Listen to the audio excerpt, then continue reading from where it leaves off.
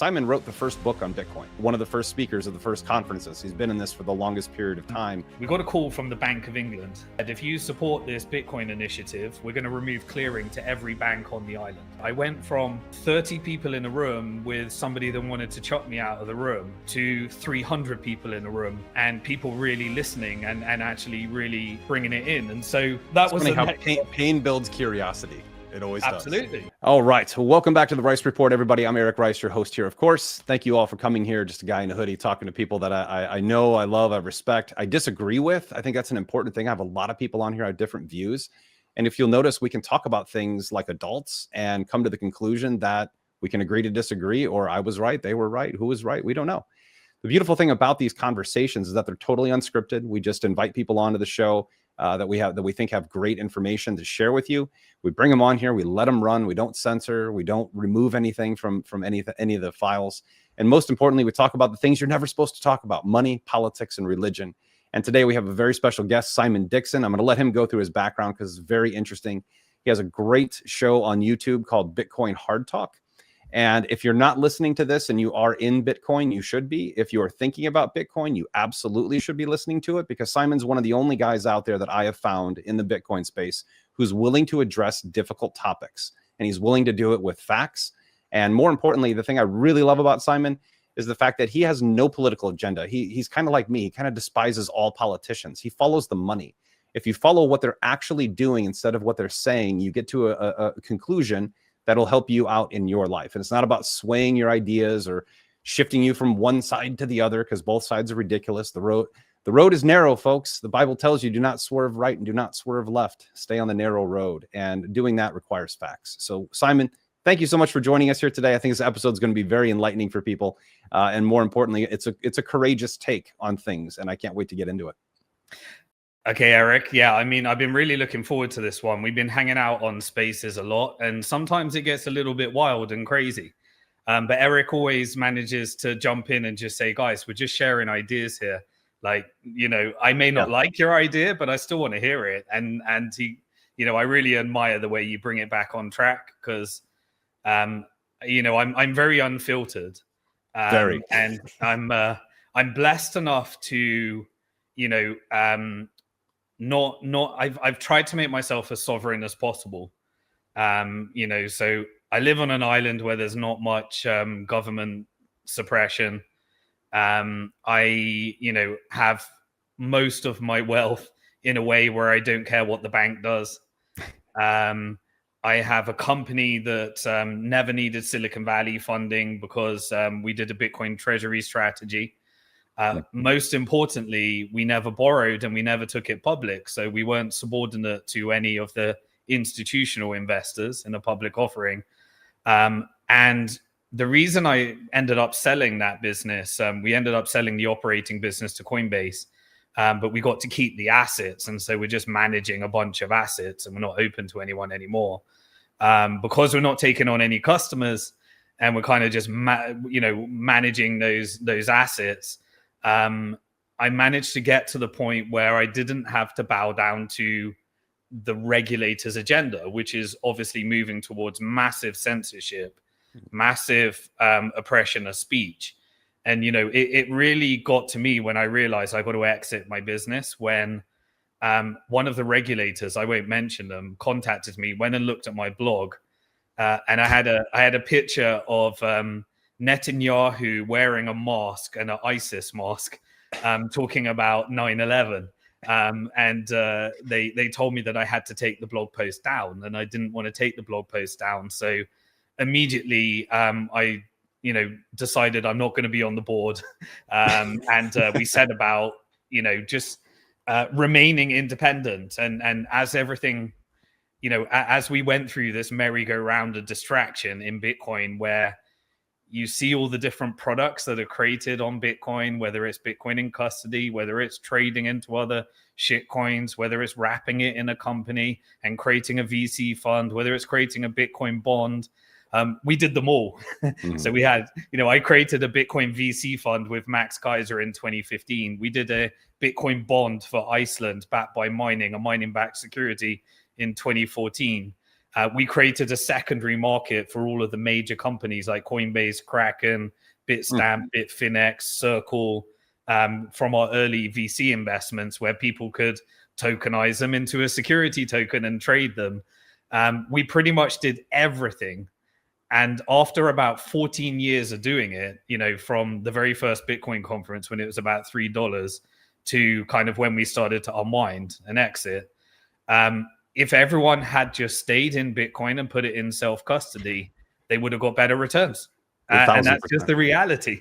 And so after all of that, welcome through your journey, how you got to Bitcoin. I think that is probably the most important thing to start with here is, where you started with economics school and iBanking and what you saw. Really walk our audience through how you became. I mean, let me preface this by saying Simon wrote the first book on Bitcoin.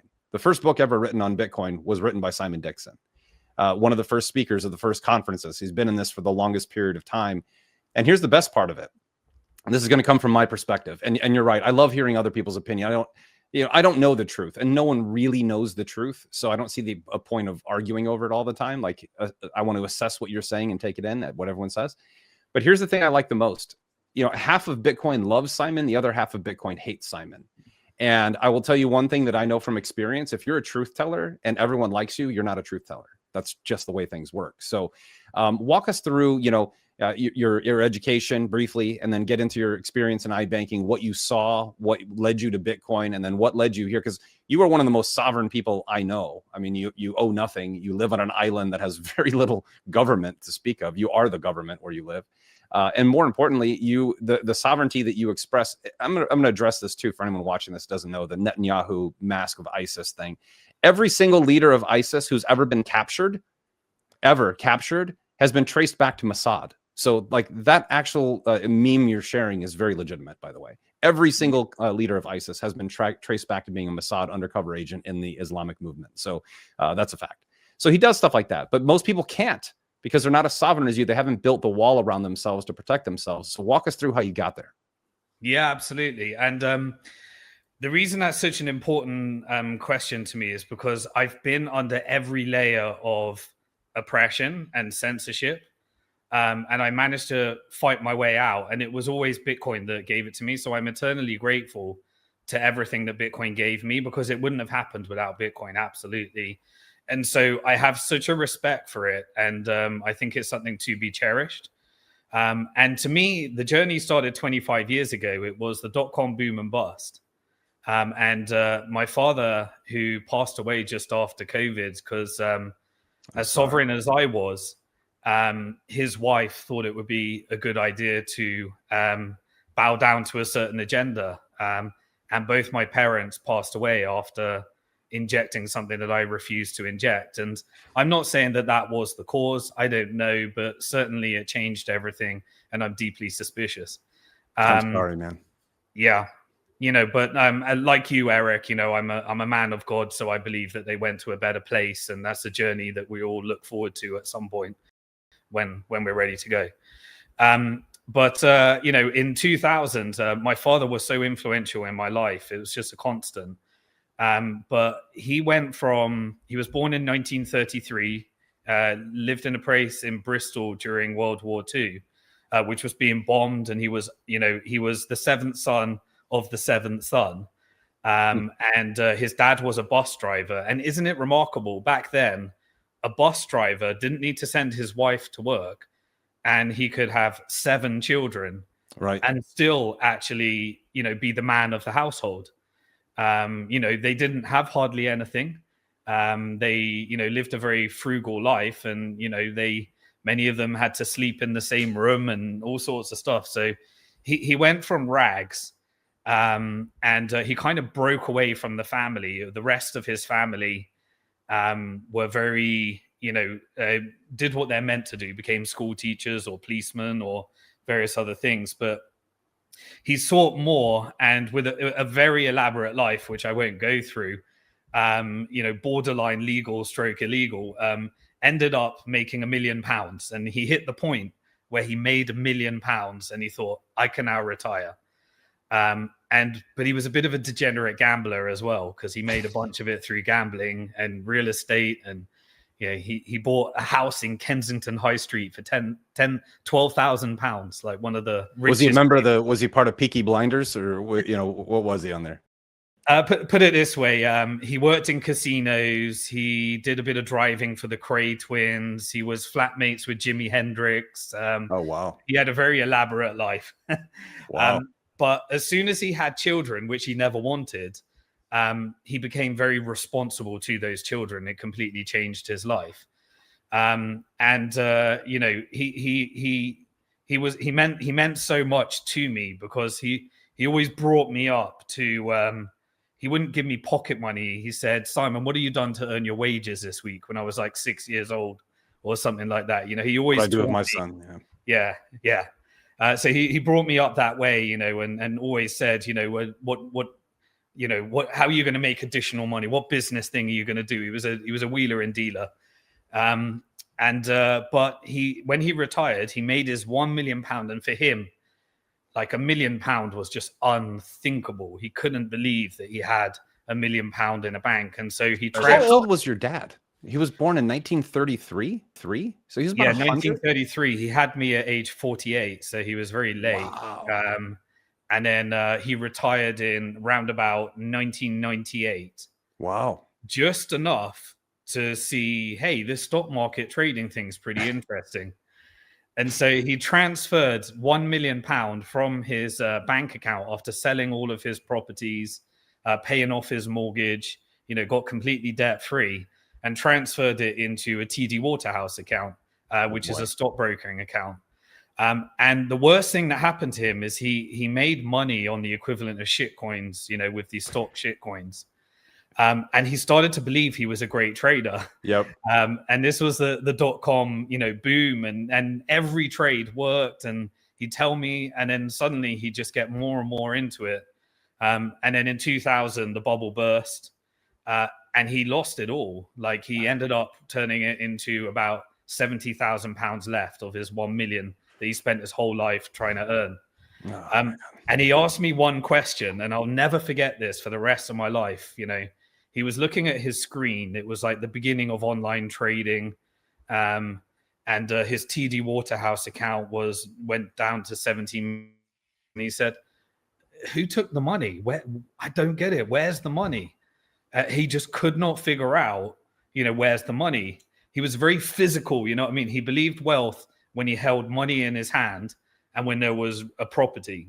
Everything else was kind of, crazy money. He couldn't get his head around it.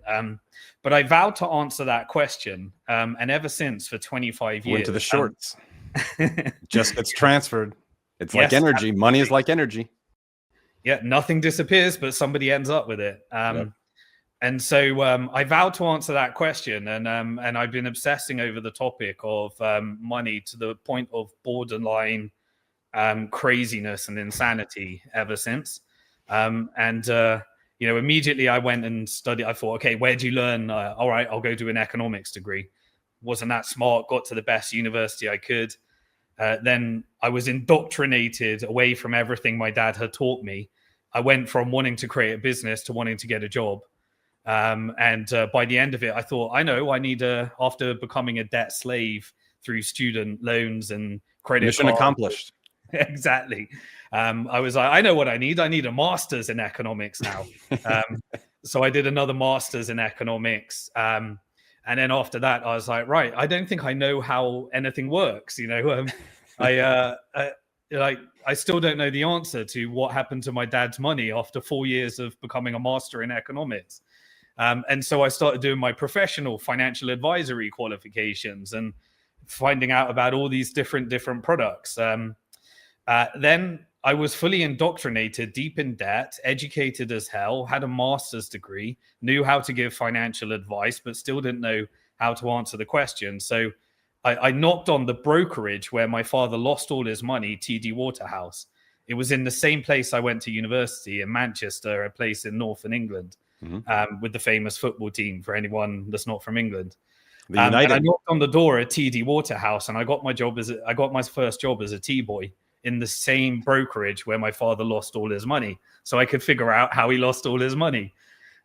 Pretty gangster, actually. I'm gonna tip my cap to you. That's like some Michael Corleone stuff. I like that. So anyway, I realized that actually stockbroking is salesmen, and I got pretty good at sales. And so I got really. I was good in the at business too. I totally get it. Yeah. Yeah. So I learned how to sell stocks, and then I was like, well, who am I buying these stocks from? How does that work? And every time I buy a stock, you had to do at that time, it was you make a phone call to a market maker on the London Stock Exchange. And we built a relationship with this company. It was a Dutch investment bank called KBC Peel Hunt. And I asked them if I could get a job at KBC, and eventually a job came round. And they made me a market maker on the London Stock Exchange. It was an incredibly rare job, very hard to get. I would never have got into Goldman Sachs, but this was for, it was a reputable investment bank. They were very big on London Stock Exchange small cap stocks, which is where most manipulation is, where you actually, when you're in Goldman Sachs, you're like a cog in the wheel. You're never going to figure out the game. But when you're put on the market making desk, they say trade, make money. And you realize, okay, so what are these short positions? Why are we, what does it mean when we got a negative number of shares? And they were like, yeah, you need to go to the settlement desk and you need to try and find those shares. I'm like, what do you mean try and find those shares? Locate. All right, that's called naked short. Interesting. Yeah. Every day we would read in the England at the time called the Investors Chronicled. And people would publish an article. And then every time the article came out, like we'd have a sales trader from Goldman Sachs that would be selling into the article. And so I realized, all right, so this is how these investment recommendations work. The institutions are offloading while the retail are buying, all day long. And so I said, you know what? After doing years and years of that, I figured out how the market worked and how market manipulation worked. And then said, did you get a promotion at that point? Like, who are these companies? Where do they come from? And so I switched division and asked if I could get a job in the corporate finance department. And they gave me a job. I was really lucky, to go through this journey. And in corporate finance, my job was to go to meet venture capitalists that were looking to exit their position and prep them for doing a public offering on the London Stock Exchange alternative investment market. And so I started to realize, okay, so how does business work? What are these board members? What are these executives? What's a warrant? What's a stock option? What's a stock? And just got the hands-on experience around how you construct a company and a business into a bunch of financial products that are then sold to everyone that's on the buy side, which is pooling together all the pensioners' money. And you construct these products so that the company, the investment bank has significant influence over the company. Yes. And then they can get board seats, and then they can issue debt instruments. And once you have the board seats, the debt instruments, and the voting rights, you're able to make sure that the company is moving in the direction you want it to go. And then you have an analyst team that publishes information to go out to everybody else. And then the market makers are able to position. And then the market makers legally can go naked short as long as they're able to find that stock from somebody else. And sometimes, they get in these weird positions. So I was very fortunate to understand that complete journey from business, venture capital, corporate finance, public offering, market making, and to the people that were selling all the products. But that is end to end. That is an end-to-end knowledge base that most people don't get. Yeah, but my father didn't teach me to have a job, and eventually, my father came out, and I was like, I got to be in business. And so, the funny thing is you have a well-paid job in investment banking, but every time your salary goes up, you end up with more debt. Yep. And you're in the keeping up with the Joneses. You end up forced. I can tell these stories now because I don't touch any of these things, but the pressure to take drugs, drink, stay up all night, get up early, live the Wolf of Wall Street life. Yep. It is a real pressure. You cannot progress without, in the circles I was hanging around with, unless you're doing that. So it's really part of the culture that you have to get into. But in trying to keep up with the Joneses, you end up supplementing on credit cards. Then you want a house, you end up with a mortgage. You haven't paid off your student loan, and the higher and higher and higher your salary goes, the more in debt you go, and the more you end up borrowing. And so you end up, a collateralized debt obligation to the system. And it's very much structured around this. And so I decided, how does money actually work? How does this pound get created? And I read a book by Michael Rowbotham. It was called The Grip of Death. And it explained to me how fractional reserve banking works, how the International Monetary Fund works, why third world countries are in debt to the IMF, what their debt position is. And it was like a nightmare to me to understand how the system actually worked. And then I really went, started going down conspiracy theories and then started looking at. You were seeking truth before it was known by many. That's what you were doing. Absolutely. And one of the things that really got me was a guy called Bill Still that created the documentary, The Money Masters. Yep. Well worth a watch, by the way. Absolutely. Yeah. And once I saw that, I go, these aren't conspiracy theories. There's actually like a lot of fact behind this. And so I would go further and further back, and I would look at the first central bank. I created a company that would just basically go around teaching monetary reform at the universities and helping students get into investment banking. And I did that for it was 2006. So it was before the financial crisis. I got out of investment banking, and I went around about 300 different universities presenting on how money actually works and monetary reform. And I spoke in... How'd that go over? That was really interesting, actually, because I was at the stage where you're a little bit insecure because you're like, have I seen something that no one else sees? Come on, surely this is a conspiracy theory. Like, surely everyone knows this, or maybe am I got crazy? Something wrong. Yeah. Am I crazy? Like, is it really feasible that banks create money every time they issue a loan? And in economics, we're taught about multiplier effects, but they never taught us there's no fractions and no reserves. And is it feasible? Nah, it can't be. It can't be. And then you learn how the university system works, and you realize it was funded by the same banksters in order to indoctrinate people to create these Keynesian, bankers that go and work for the central banks and the banks. It's a big factory. And this started my journey of the follow the money thesis. So I then suddenly realized that nothing is real. And when you follow the money, you start to realize why people are taking on drugs every week, why people are homeless, why people are taking on debt, and everything starts to make sense. But it's this massive journey you have to go through.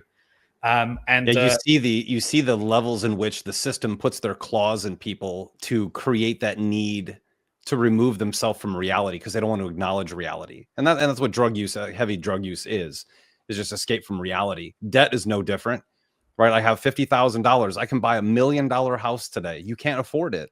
It's escaping reality of what you can and can't afford. Continue. No, it's a very good point to learn how broken money systems actually impact societal values. They deteriorate over time along with the money. Yeah. And so then I realized that we are just financial products in this game. Our job is to earn enough to pay our interest, but never repay the debt. And that was the conclusion that I came to. And always roll over the debt by having, a series of media that pushes you in a keeping up with the Joneses effect. And then once you get enough money to have excess left over, you hand your money over to Wall Street and they use your money in order to collateralize you further. I kind of started thinking in the framework of companies, countries, and individuals as financial products that are there to be sold by investment banks, and that's kind of how my mind started to work. And I started to kind of put everything into that framework. And I had a business, and I managed to get funding from somebody that, I realized I need funding for this business. And so then you realize So I was on a mission to teach everyone about monetary reform, and you need to look for a monetization. The universities, I remember the London School of Economics chucked me out saying I was a conspiracy theorist. Birkbeck University chucked me out. University College of London chucked me out. And I remember later there was a guy called Richard Werner who proved that banks. Everyone knows him now. Exactly. Yeah. He proved that banks create money every time they issue a loan. And Birkbeck University then said, of course they do. You know, this is what we teach. And they did that whole, like, they chucked me out for saying that as a conspiracy theorist. But once it's obvious and published by the Bank of England, it's now obvious. And someone else is an idiot for not believing it. You know, it's one of those. And I remember there was a video that the Bank of England published, and they talked about how fractional reserve works, and they went inside the coffers and showed their gold and stuff. Anyway, I realized that, or their tungsten, we don't know. Absolutely. So I realized once you have a private company, you need a business model. So we'd figure out a business model, and then you need investment. And then I managed to get investment from this guy called Peter Hargreaves. He was a billionaire in the UK, and he created a company that just listed on the FTSE called Hargreaves Lansdowne. And they basically were packaging up all of these different ETFs and various other things, and making it where you could self-direct your own pension through self-invested personal pensions. In US, you have like Roth IRAs and things like that. And he captured that market by making it online, floated on the London Stock Exchange, became a billionaire. And then he wrote a book called In for a Penny, and then included our company in that book. What I realized is that once you take on investment, you know, you're now accountable to your investor. 100%. And so you learn, all right, so I had all the shares, but now I work for the amount of equity that I sold. It's just another and now job. I have governance, and I have to set up a board, and the shareholder gets to install their board, and they get to put certain covenants of preference shares where if I don't return, it converts into a debt. And you know, you start to learn these different products that are created in order to ensure that the investor is protected and they can influence the direction of the company. You know, and all of these things are journeys that you go through, and I learned them all through experience rather than just academic. Same here. The hard way many times. Yeah, absolutely. Yeah.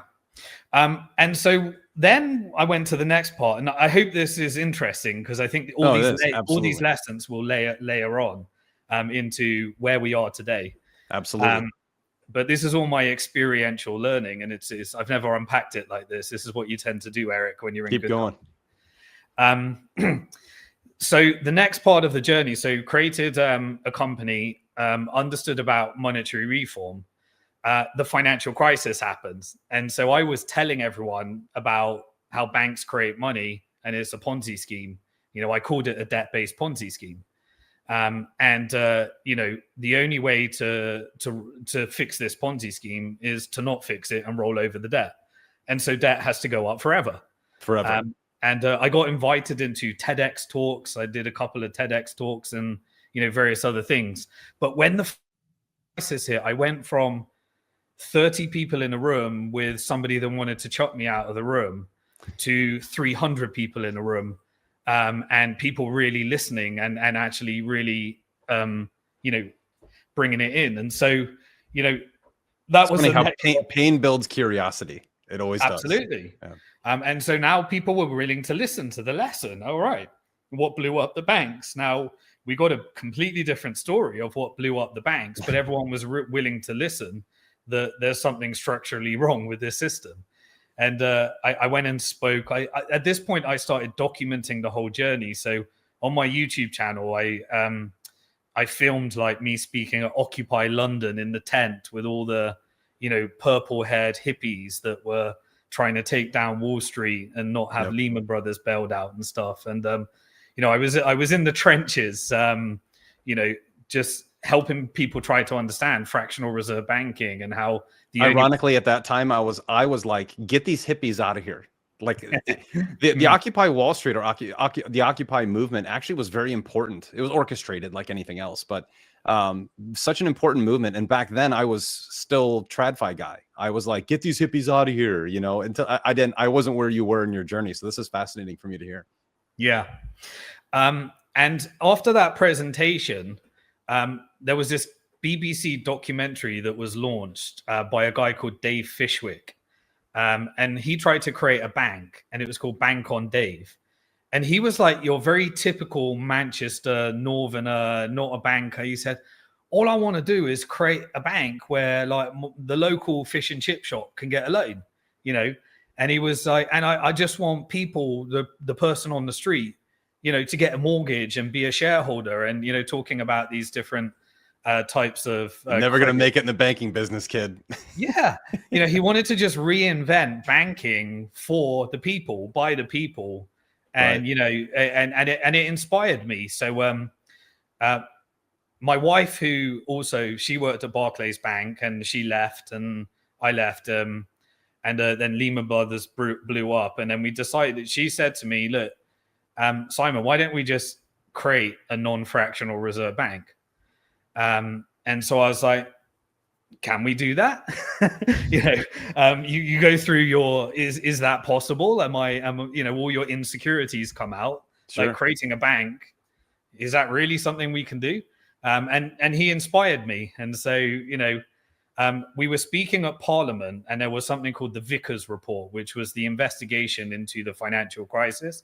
And they papered over all the issues. They never talked about fractional reserve. They never talked about money creation, credit creation. You know, it was really just, it was because the credit rating agencies did this, and because the government didn't bail us out quick enough. And, you know, just your real capitalism, basic understanding of how to steal money from the taxpayer. 100%. Yeah. And so I just got bored of speaking to politicians. And every time I went and spoke, at this time, I remember, like, I got to meet Boris Johnson. He was mayor of London at the time. Oh, geez. You know, as deep state as it gets. He wasn't prime minister then.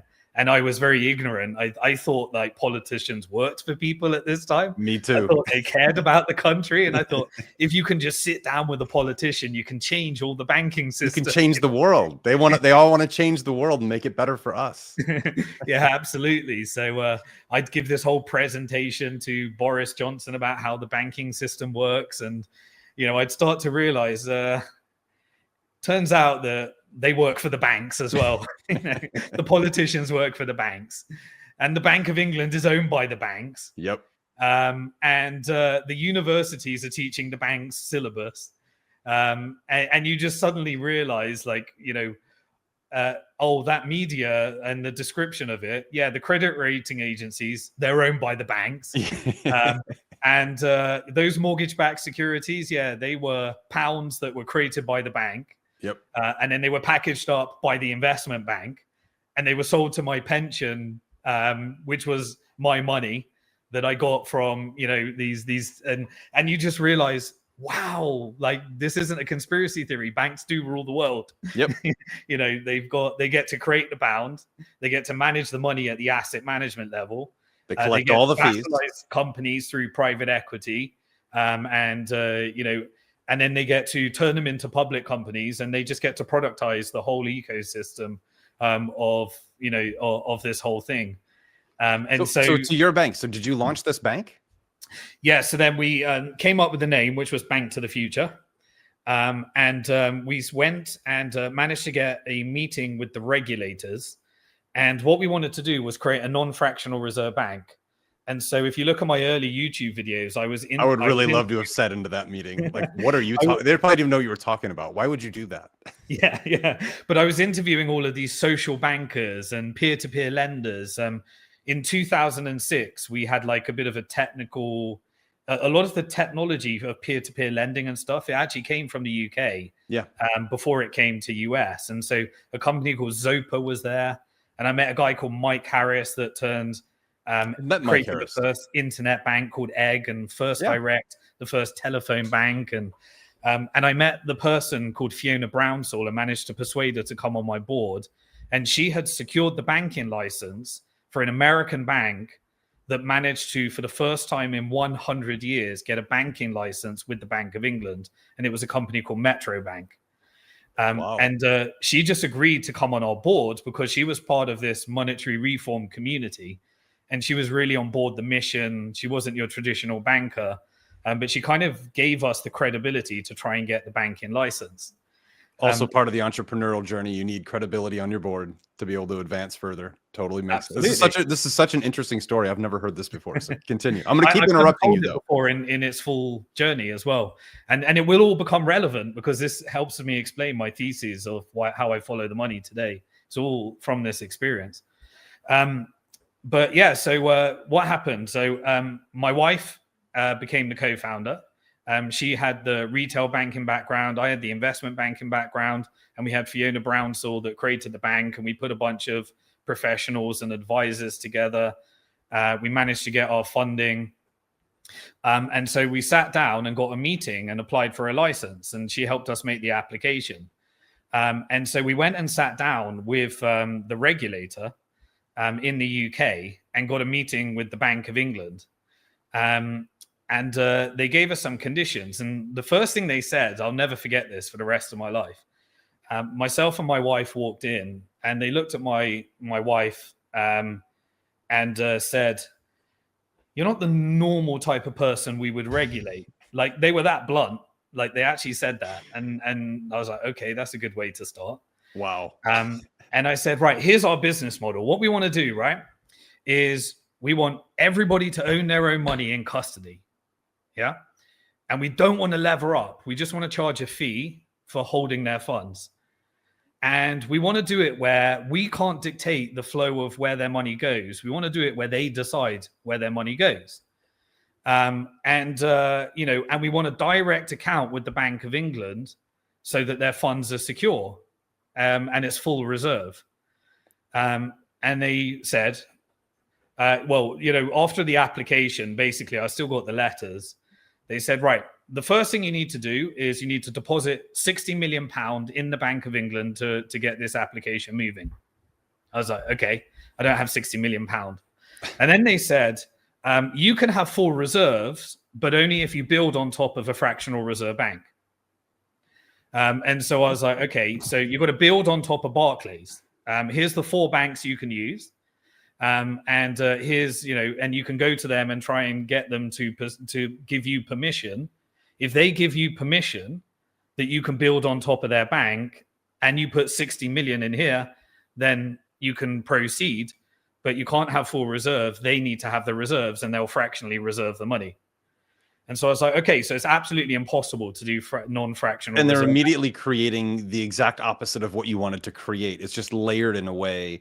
So it's still fractional reserve with you become the front man for full reserve, but they're fractionally reserving your reserves in the background. That's what they intended to do.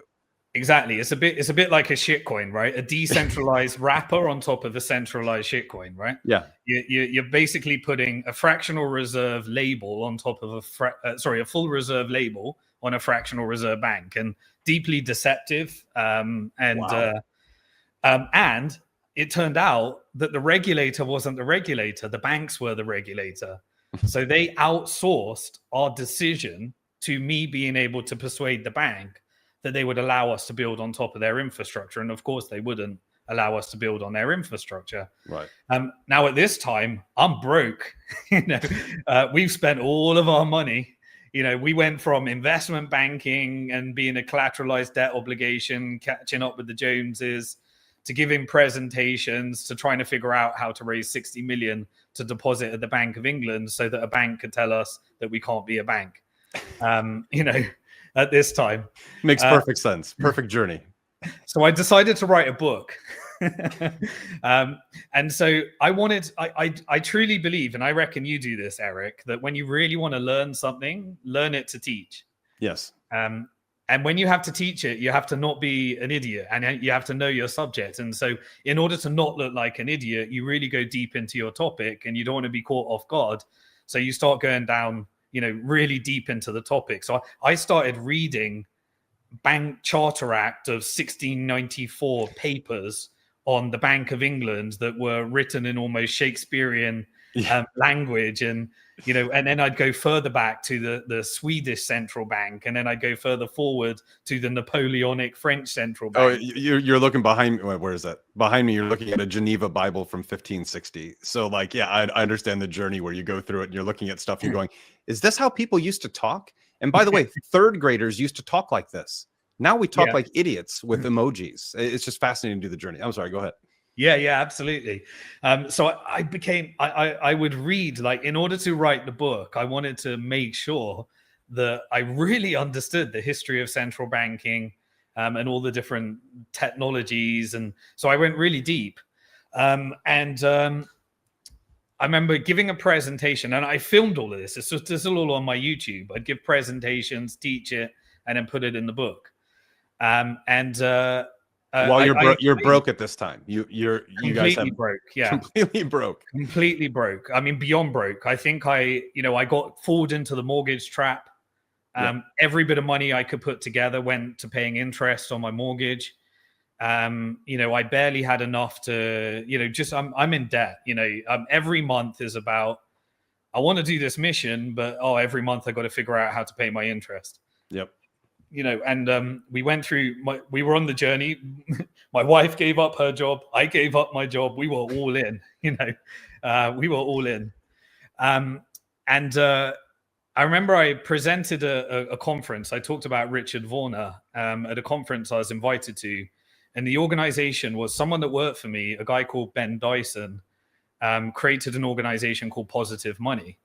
And Positive Money became essentially the precursor for central bank digital currencies. It's very interesting because he left our company and we were, all about monetary reform. And we spoke at this conference. It was Ben Dyson, myself, and Richard Werner. Richard Werner went down the whole a different route. Right before the conference, I got a message on Facebook. And this message came from a guy called Johnny Bitcoin. And this is January. Totally credible name. You're like, this guy sounds legit. Yeah.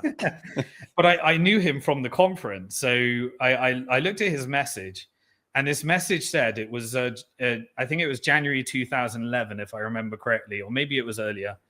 And it said, "Hey, Simon, I've sold my house and I've moved into a squat on Old Street with these developers that are working on a project called Bitcoin. And I've sold my house, I've sold all of it, and I put it all in Bitcoin." And I was like, what is Bitcoin? And he goes, check out this link. And then it linked to an article, one of the first ever articles on what Bitcoin was.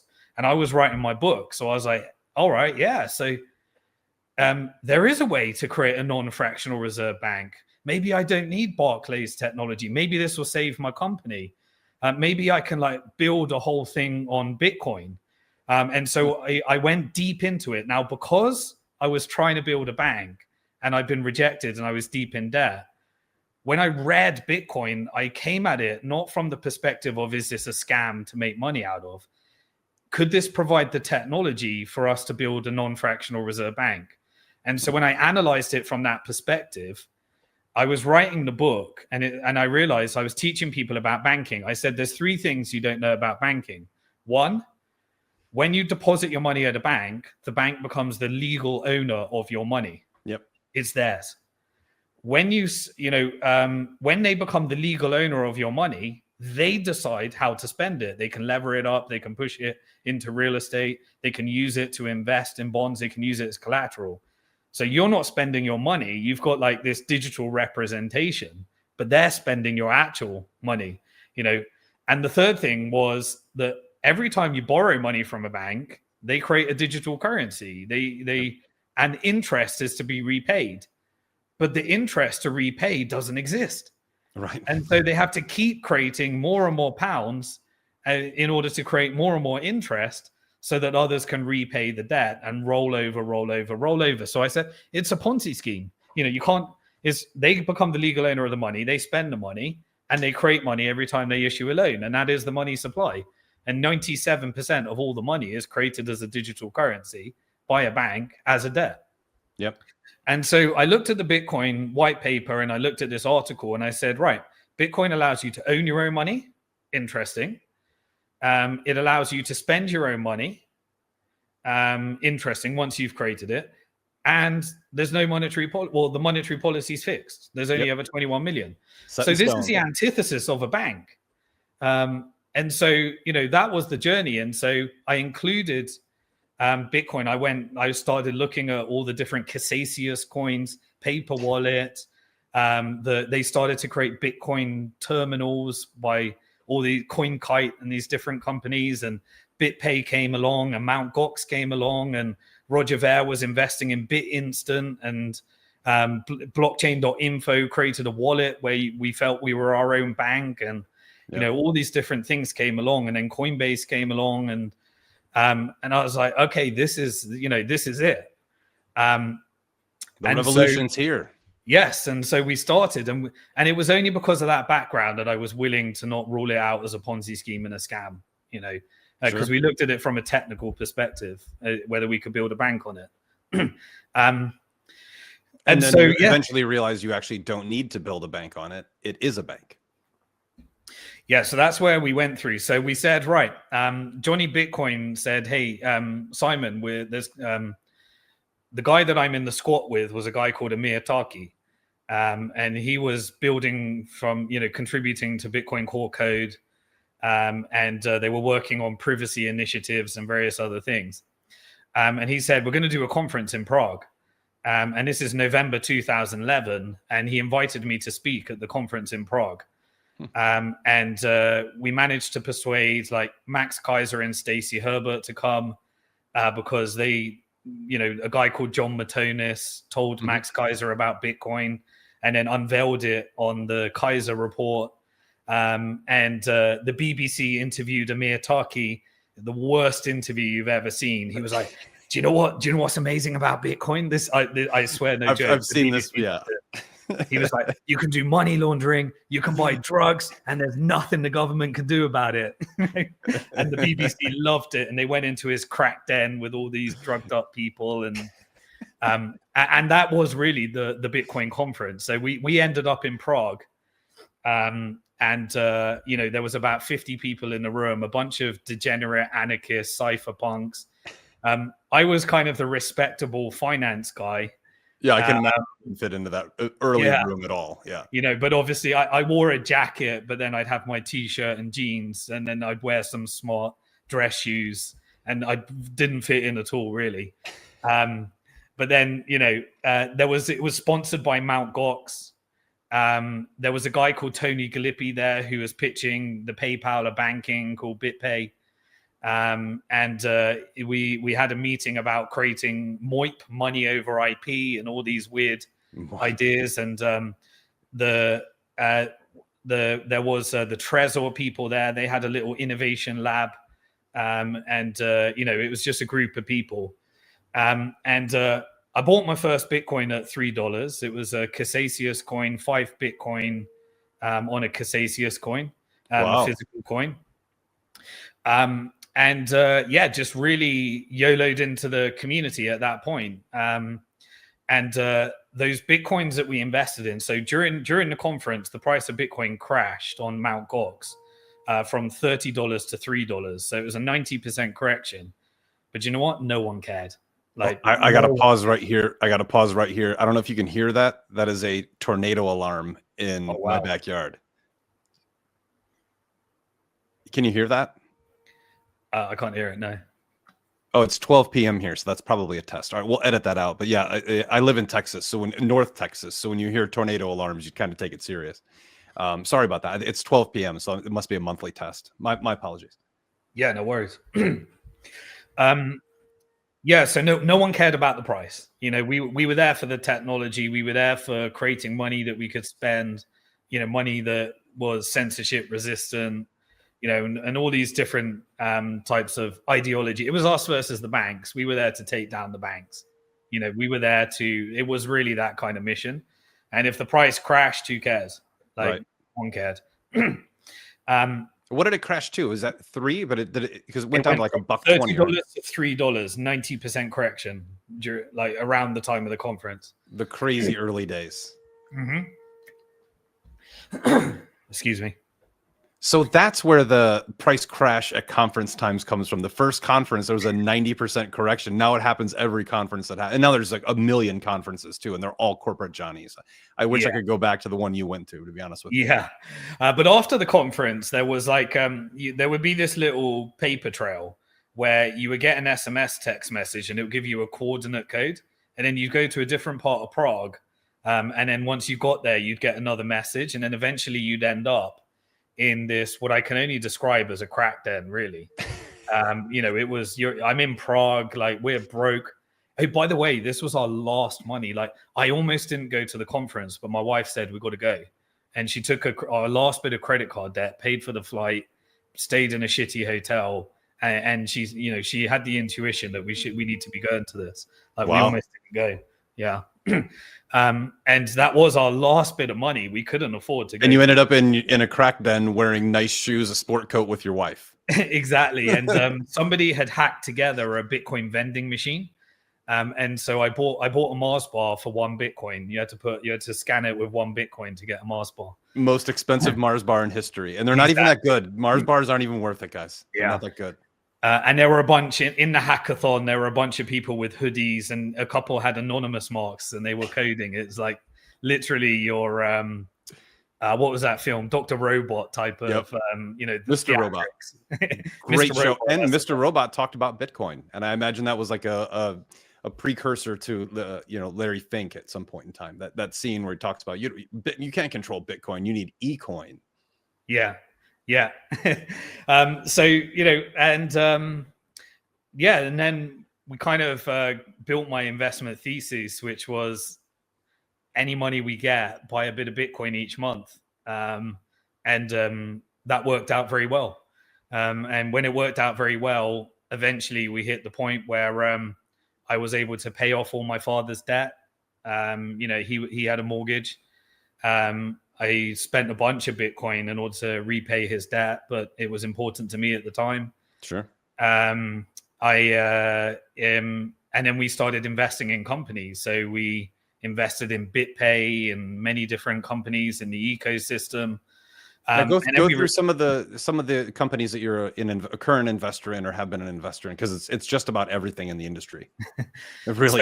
So we made about 100 different investments. We invested in Kraken, Circle, Abra, Bitstamp, Bitfinex, Ripple Labs. What else is in blockchain.info? Coinbase, and Exodus. They just went public. Most of the major companies that made the industry. Unfortunately, Celsius as well. You're one of the few people that will address that. Yeah, 2020 we invested in Celsius with Tether, Bitfinex, various other ones over the time. What we decided to do was pivot the business at Bank to the Future and said, right, if Bitcoin's the bank and Bitcoin achieves it, then why don't we just support the ecosystem? I can't get a banking license, but we did get a securities license. And so we got a broker dealer in the UK, and we were able to have other people co-invest. And some people would invest with Bitcoin, and we started earning Bitcoin revenue. And we built a Bitcoin treasury company, basically. We would people could invest in either pounds, dollars, euros, or Bitcoin.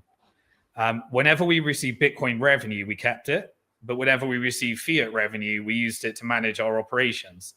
And we managed to just always keep the company lean enough where we never had to sell the Bitcoin, and only employ enough where we could manage those people with our fiat currency without having to raise finance from external investors.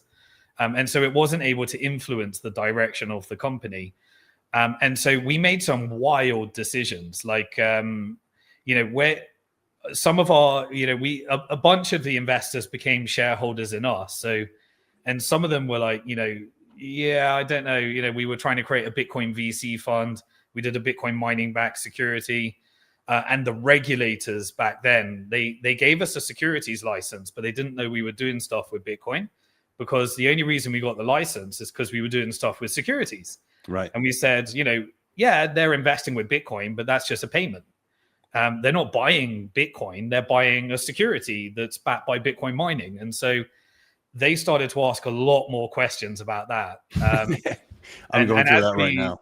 Yeah, and then as that went through, we started raising finance for more and more companies. Eric Voorhees did Shapeshift, and we had all these different companies. But we were doing so much mining that at one point we were paying out thousands of Bitcoin to our investors every day. We created a fund that was backed. It was a Bitcoin mining backed security. And we were like paying out probably 2 Bitcoin every day across our investor pool. And people just they couldn't figure out how to take the Bitcoin off the platform, right? Because they didn't have their own wallet. So they would leave it on our platform. And then we'd end up with all this Bitcoin that we were holding for investors that they couldn't sell because they didn't know how to withdraw it. And suddenly this bunch of Joe Schmo investors, were receiving all of this Bitcoin from Bitcoin mining through the security we constructed. And all of them started to become high net worth because they couldn't figure out how to sell or withdraw the Bitcoin. It saved them. We saved them because they just couldn't, and it was there. And then suddenly we had this big community of accredited investors. The regulators were getting stricter and stricter. We wanted to democratize investing. We wanted more and more retail investors. The regulators were saying, no, you can only do this to high net worth. And I was like, well, we don't know any high net worth. And then the Bitcoin price would go up and all our investors became high net worth. And vertical integration. You built your customer base through vertical integration, totally vertical integration. Yes. And so although if everyone had just bought Bitcoin and put it in self-custody, they would have been better off. Yeah. But at the same time, by wrapping it in a security and them not knowing how to sell it or withdraw it, they ended up hodling. And we forced them to hodl. And it was all accidental. You couldn't make this stuff up, really. I mean, I guess you could say it was a business plan, but we were just trying to support the community. We were just trying to make this stuff work. But you figure it out as you go. And when was the first mining backed bond? When did that launch? That 2014. 2014. Was that in England? In Iceland. So we kept going on these adventures. So what happened in Iceland's a perfect place for mining. So perfect. Absolutely, yeah. So I went and met Boris Johnson in 2013 and gave him a Bitcoin strategy to make Bitcoin the equivalent of legal tender in UK. He laughed me out of the room. And he said, I like that crowdfunding concept though, because we were packaging up securities. And then immediately he laughed me out of the room, and the government launched an initiative and raised money to invest in our competitors that weren't doing stuff with Bitcoin. And so they became an investor in a company called Seeders and Crowdcube, which created the equity crowdfunding model based upon what we presented to Boris Johnson. But they wouldn't fund us because we were doing stuff with Bitcoin. And then he launched a campaign to support the companies, and it was a campaign to support entrepreneurs. And what they did is they went round a bus and said, build the future of technology. And they called it Bus to the Future. And so totally they plagiarized our name, they funded our competition, and they got the regulators to chuck us out of the country almost. And that's what happens when you met with a politician. 100%. Yeah. I was like, okay, what next? We found an island called the Isle of Man. And the Isle of Man in 2014 said, okay, we'll do it. We'll try and attract all the companies. So the Isle of Man was involved in an operation in saving a bunch of gaming companies in Operation Choke Point 1.0. I remember that. Yep. Yeah. And so a bunch of the gaming companies, they ended up almost subsidizing the whole economy and building all this employment on the island. And because there's only 85,000 people on the island, poker stars became employed like 10% of the whole island.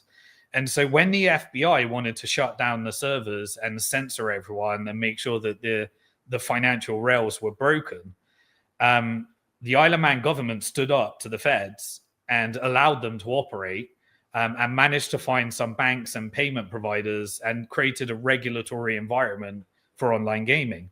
And so it became like a niche where they built this, and they said, yeah, we did that with online gaming. Maybe we can do it with Bitcoin.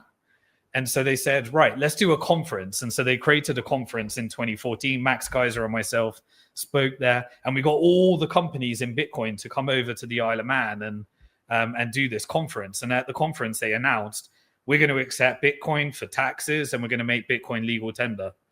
And all the companies came around. We almost had like Coinbase and everyone and all the different companies that were going to come up and set up on the island.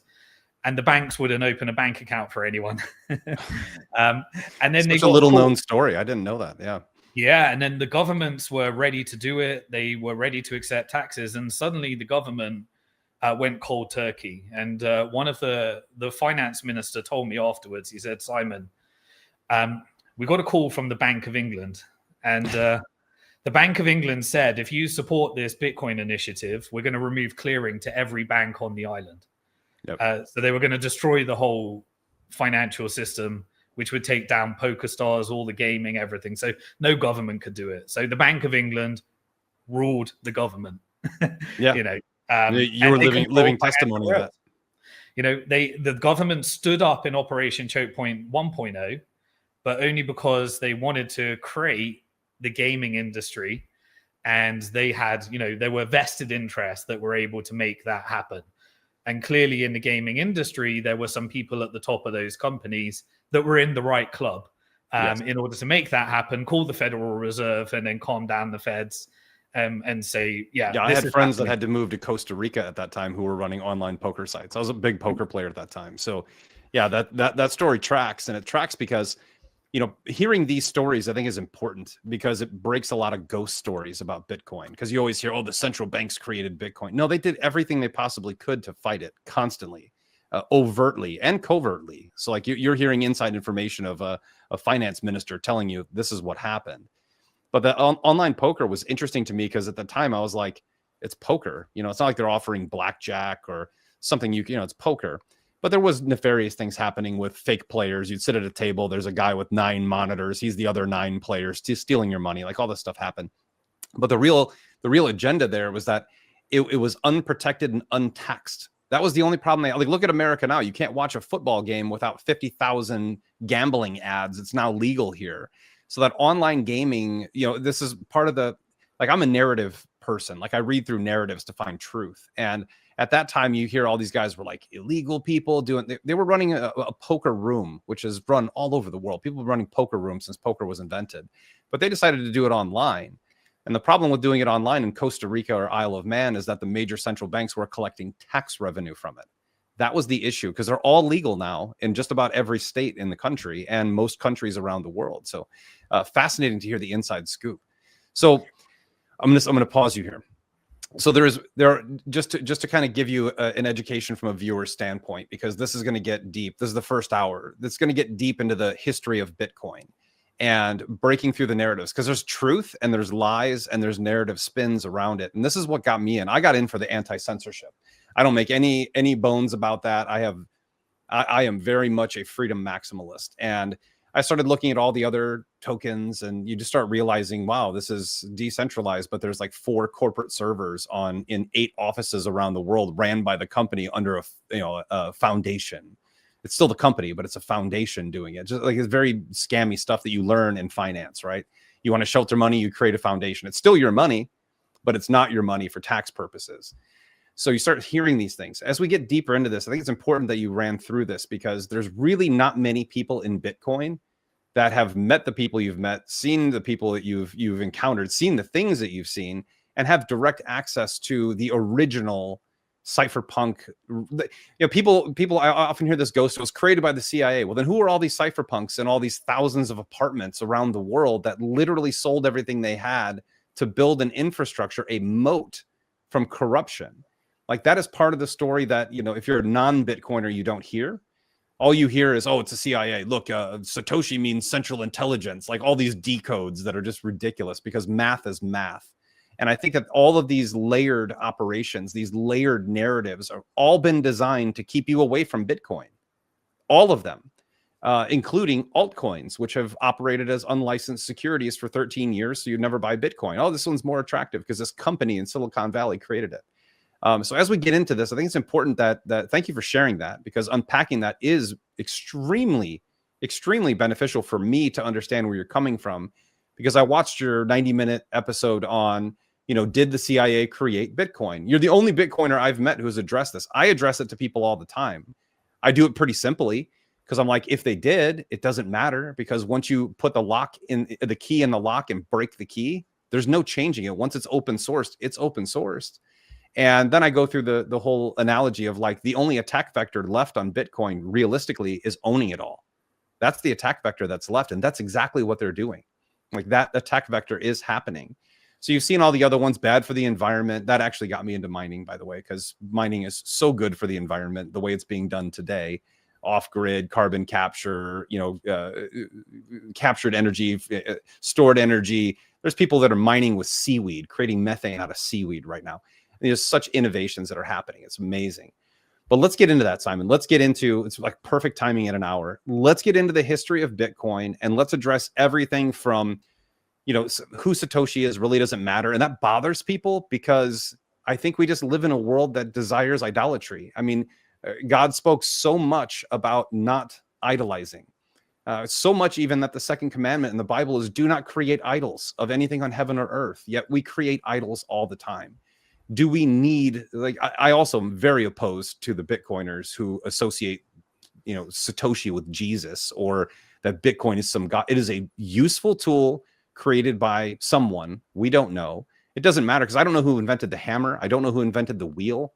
I don't know who invented fire, but I use them every day and they actually make my life better. Maybe not a hammer. I don't use a hammer very much, Simon.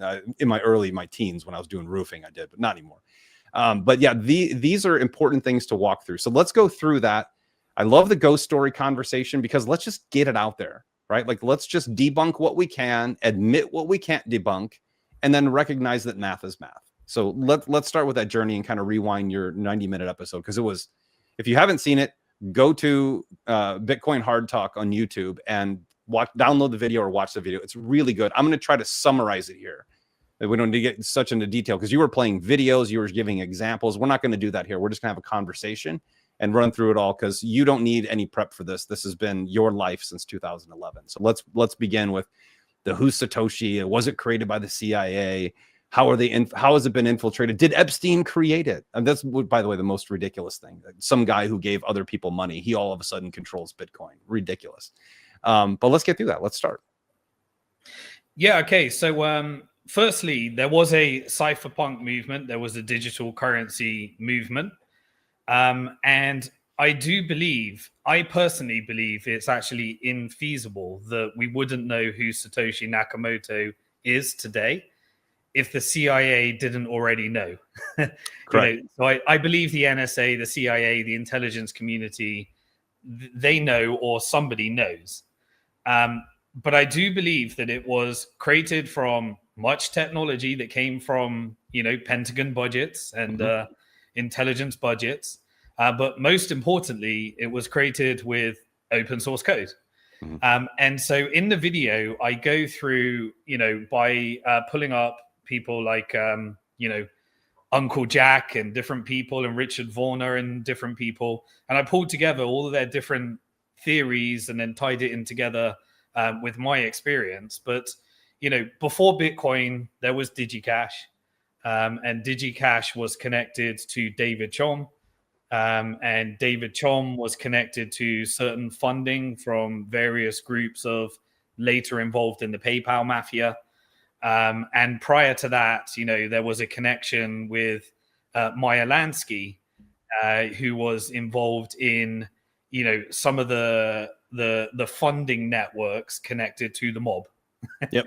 Yeah. Well, little thing on Meyer Lansky. He was the only Jew in the mob. He was the one who sat on the commission with Lucky Luciano and the other founding fathers of the mafia. He also never spent a day in jail, not a single day.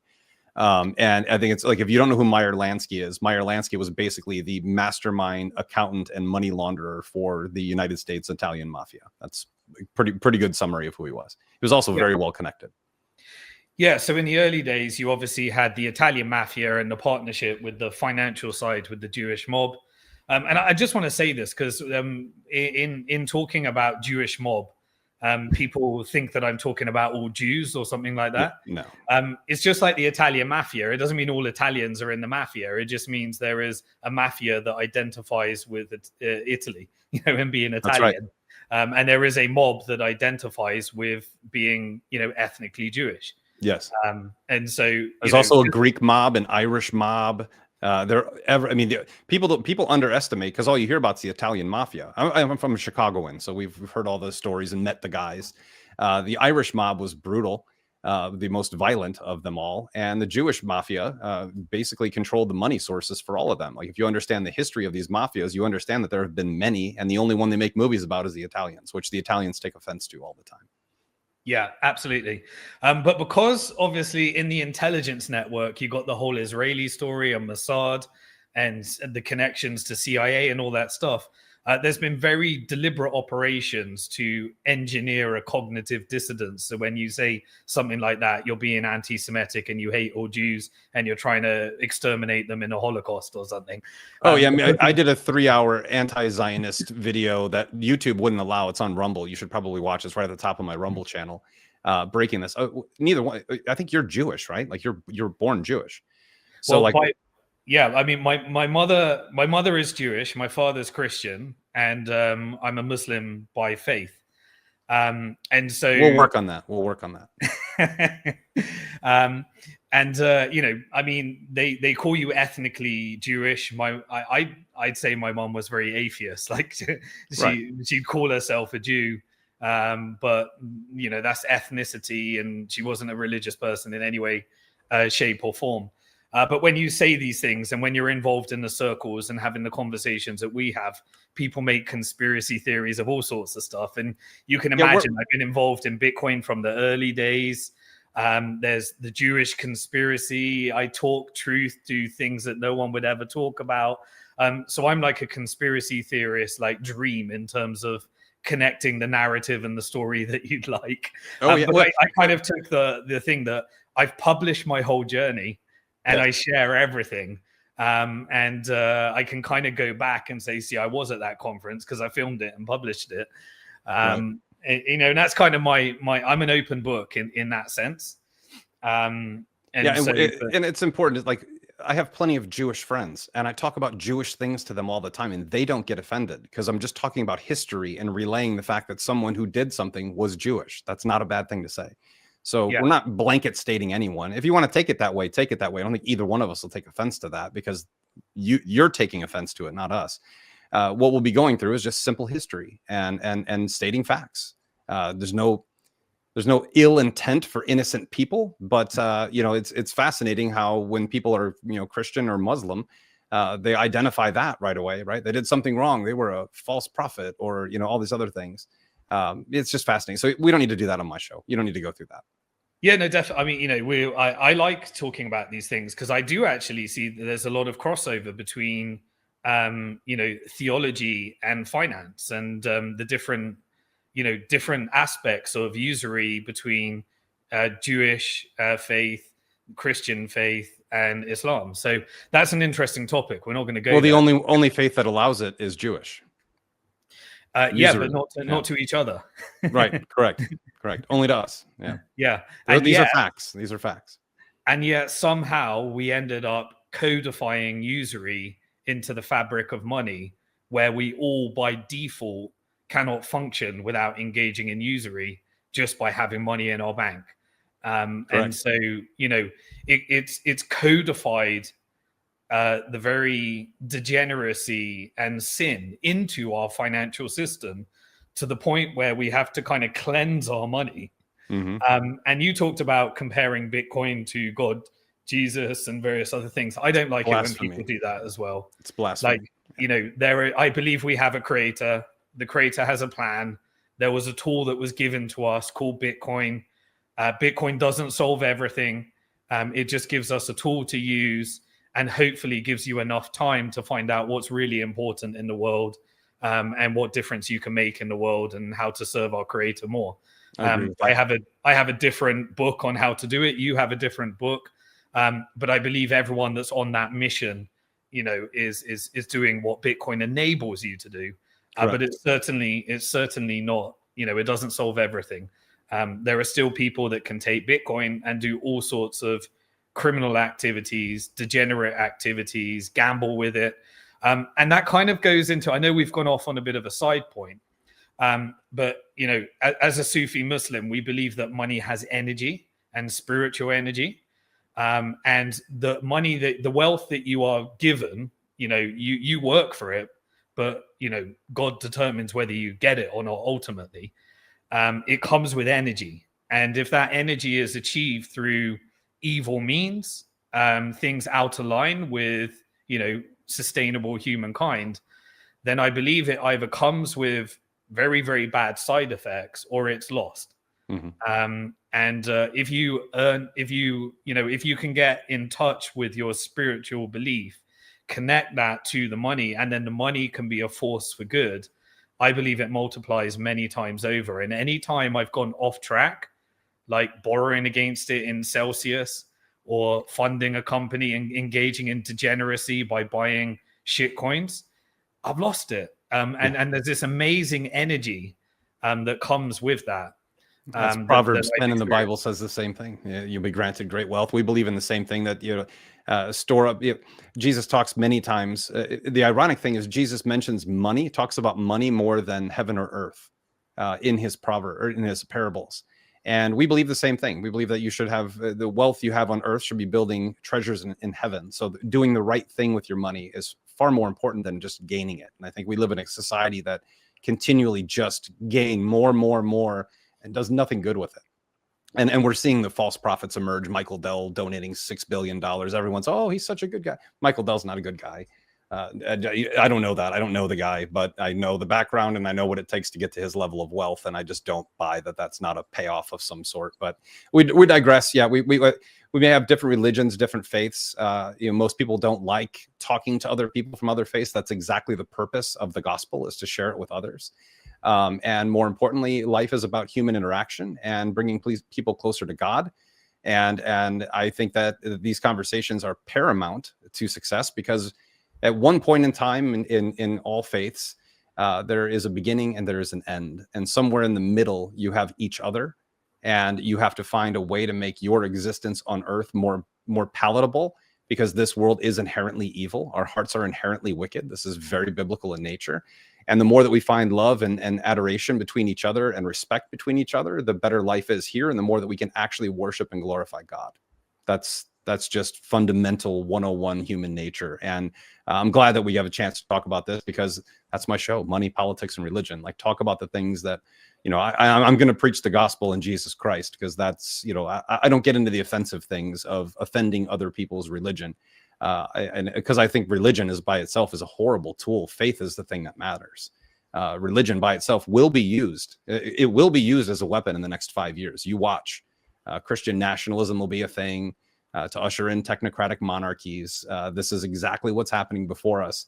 And I think in the end, you're going to see ecumenism is another thing. I'd love to get into that at the end, because they're trying to say that all religions worship the same God in a different way. I don't believe that, but I don't need to hate anyone for them believing that. That's actually exactly the opposite of what Christ taught us. So we'll continue on this journey. But you're right. Yes, religion and money are very well tied together. And religion is the number one tool used for all of human history for control, manipulation, and diversion from the truth.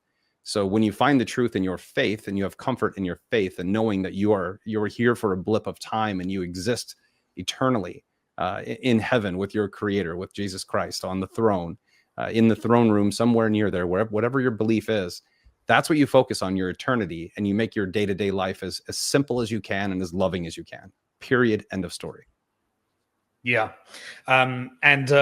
I do, in Islam, we believe one of the most respected and important prophets is Jesus Christ as well.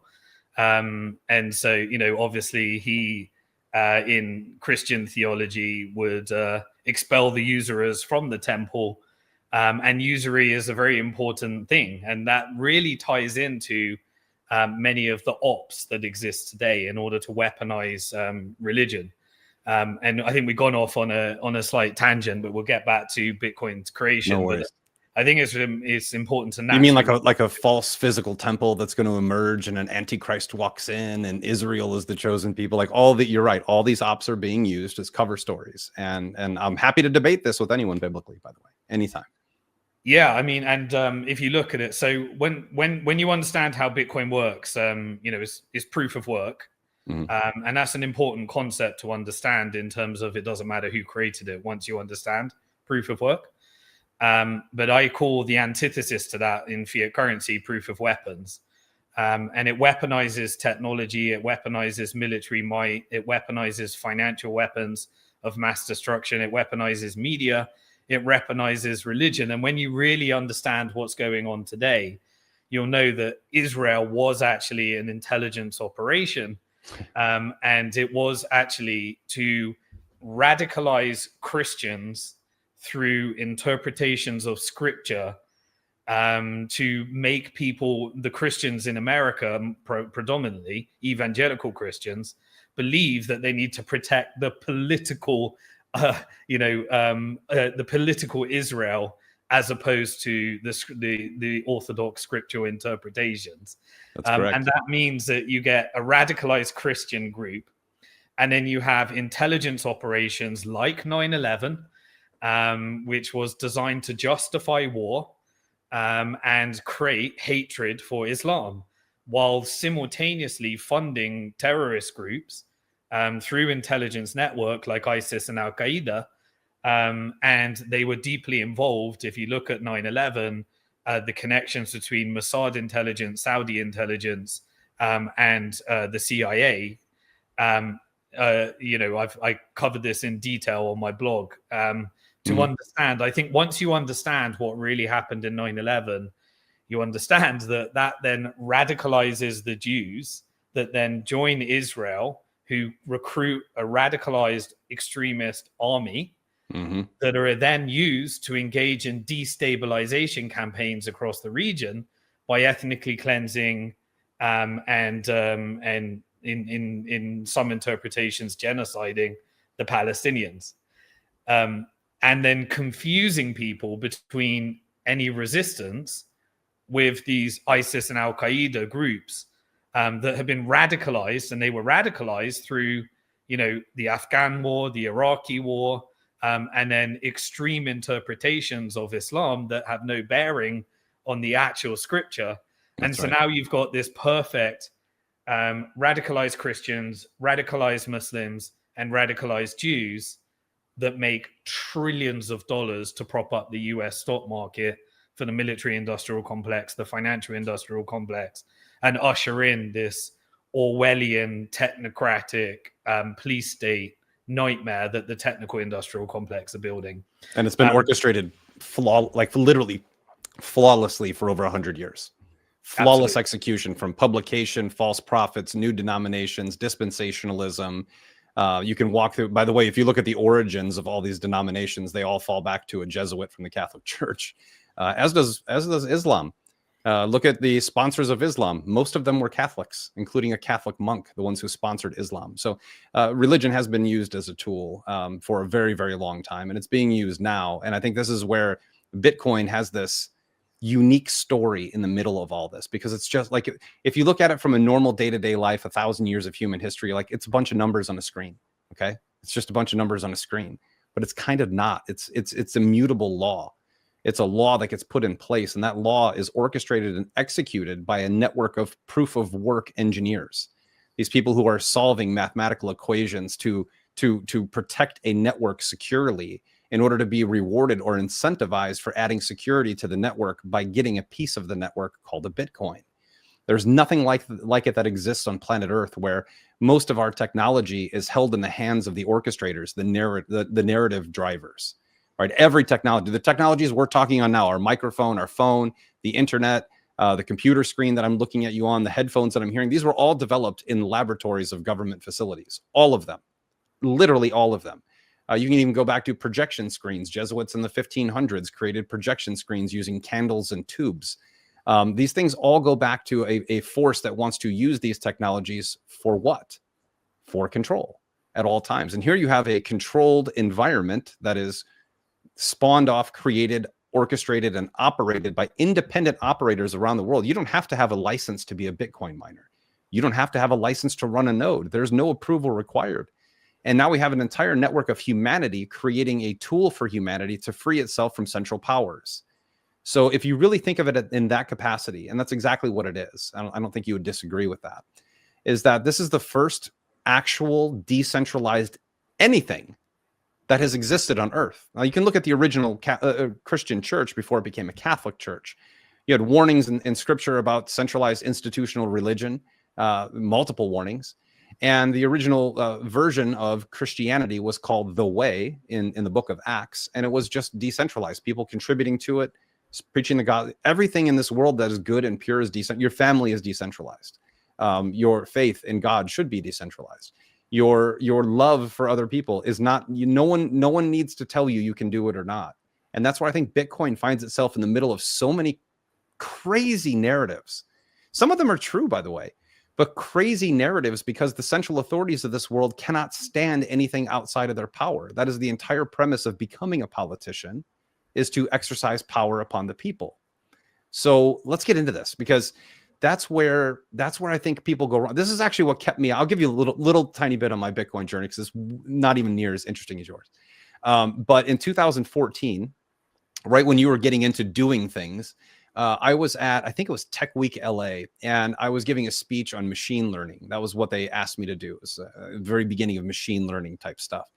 And then they said, hey, Eric, you learn stuff pretty fast. And I go, yeah, I learned stuff pretty fast. And like you said, you learn to teach. That's what I try to do. I had 3 days, and the guy goes, hey, we had a guy talking about Bitcoin, and he dropped out. I got sick that day too. I almost didn't give. So I gave 2 speeches. One, I knew what I was talking about, and the other one, I had no idea. So I said, yeah, I can learn Bitcoin in 3 days, and I'll give a speech on it. And it was, I left it on the internet. I didn't pull it down. I don't even know how I could if I wanted to, but go ahead. If you can find it, watch it. I'm not embarrassed of it. I wore a horrible cheap suit. I looked terrible. I was running 102 fever, and I gave the worst speech on Bitcoin you will ever hear, ever. And at the end, I was kind of like, this thing will never work because centralized money is more powerful. I had no idea. It took a 12-year, well, not that long. It took me like a 6 or 7 year journey to understand that. I understood everything else was corrupt except money. So you understood money was corrupt while I was understanding how corrupt everything else was. And in the end, you realize it's all the same. It literally is all the same in the end. So, yeah, that speech was fantastically horrible. And then I had people come to me for, I heard about Bitcoin before you did. I had a guy in 2009 around Christmas time, a friend of mine who has, I don't even, hundreds of thousands of Bitcoin. He came to me at my table I was in San Diego at the time. And he came in and he goes, you got to get some of this Bitcoin. It's like a penny. And I was like, it's a penny, bro. Like, it's never going anywhere. Like, I remember saying that. It's dumb. Or watching it hit 1,000 on the news. And I'm like, how is this thing hitting 1,000? So if you're in that category of people like me, Simon never was that way. So if you're that category of person who said, this thing is dumb, and then I heard it was for drug dealers and horrible people, which it is. It's for everyone. Something decentralized has no restrictions on who can use it. But then you used to hear those stories, and then, oh, it's bad for the environment, which is the most ridiculous thing ever. You hear these narratives over time. Then you hear, oh, it's just a token. Now it's utility. Well, what's a greater utility than sound money? You can move sound money 1,000 different ways right now if you wanted to, if you had it. There's no real utility to that. I mean, there'll be claims made. But you watch these narratives unfold over time. They're designed to scare you away from researching. I don't care if you buy Bitcoin or not. I don't care if you own altcoins. I'm not that guy. I am a Bitcoin only guy. I don't believe in any of the other tokens out there because most of them are corporate constructs that are trying to imitate the original, which, I saw Godfather 3 wasn't very good. And, when you look at these imitations, they're nothing more than replications of something wonderful that was created to truly decentralize and incentivize everyone involved. Like you said, I had a mining bond. And because I couldn't figure out how to, like, when I mine and distribute Bitcoin to my investors, they all have wallets now. It's super easy. It's a software program. It just, boom, pops in your wallet. Very simple. Back then you couldn't. And that was the greatest thing that ever happened to them because they got very wealthy by just holding. And they didn't have to do anything magical. There's nothing magical. So what I want to do is reach those people right now who are like, hey, I have a little Bitcoin because I think I should have it, which everyone should. But I don't care if you buy it or not. This is not a sales pitch for Bitcoin. I cannot stand the evangelizers that are always trying to talk to the normie. We're here to do, based on your podcast, a Bitcoin hard talk. Let's run through these conspiracy theories. Let's run through, because a lot of them have gumption to them. It's not like they're totally made up. They may be misunderstood, or maybe we misunderstand them. I'm a pretty good interpreter of narratives and where they're trying to go. And the thing that drove me towards Bitcoin is the hatred, overt hatred from the people who hate me, right? Like the people who hate me and want to enslave and imprison me, they hated Bitcoin. That immediately drew my attention in 2019. I just immediately said, wow, these guys hate this. I like it, right? I generally like the politician everyone hates. That's kind of the Trump story. Whether, politics is politics. But when you look at asset classes, or you look at ideas, because ideas are the one thing they can't stop. They can shut you down on the internet. They can't stop good ideas from being spread across the world. And I think Bitcoin's a great idea, maybe the best of our lifetime. That's time has come. So let's run through all the ghost stories. Let's do the hard things. CIA, NSA, Epstein, Trojan horse. This is the funniest one to me, that Bitcoin is a Trojan horse for the CBDC. Okay. This actually isn't untrue. This isn't untrue. It certainly can be used. And the theory is so dumb that it's true. So the theory I hear that Bitcoin's a Trojan horse, when people hear that, they think Bitcoin will be the CBDC. That's not what that theory is saying. They're saying they're getting you used to using digital wallets and making digital payments so that providing a CBDC later will be easier. And I guarantee that's going to happen somewhere in the world, probably out by you first. It'll certainly be in Europe first. But let's run through these, because I love Jack Krus's breakdown. I never thought of Meyer Lansky and Meyer Lansky didn't create Bitcoin, guys. He created the idea of a system where he wouldn't have to pay people in Israel for the money he was making in the mafia in New York. That's literally where the idea came from, is how do we create something outside of the banking system? So this is not a novel idea. This is not something that just randomly popped up in 2008. Cypherpunks have been coding since 1978. If you do a full cypherpunk breakdown of, and I'm just a history guy, I didn't live this, you live this. But if you actually put in the time to research it, which I did before committing a lot of my personal capital to it, you start to realize that these cypherpunks have been put in jail for like far before Samurai Wallet. Some of these cypherpunk guys, the eCash guys, the DigiGold guys, these guys were under investigation. The FBI was kicking in their door. All these things have happened. Yes, SHA-256 is patented by the NSA. Really think about this, though. No one talks about this. It's code. SHA-256, by the way, is in your cell phone right now. SHA-256 is in your cell phone. It's in your computer. It's in all kinds of things. But it's a code. How could the NSA patent a code? You and I can't patent a code.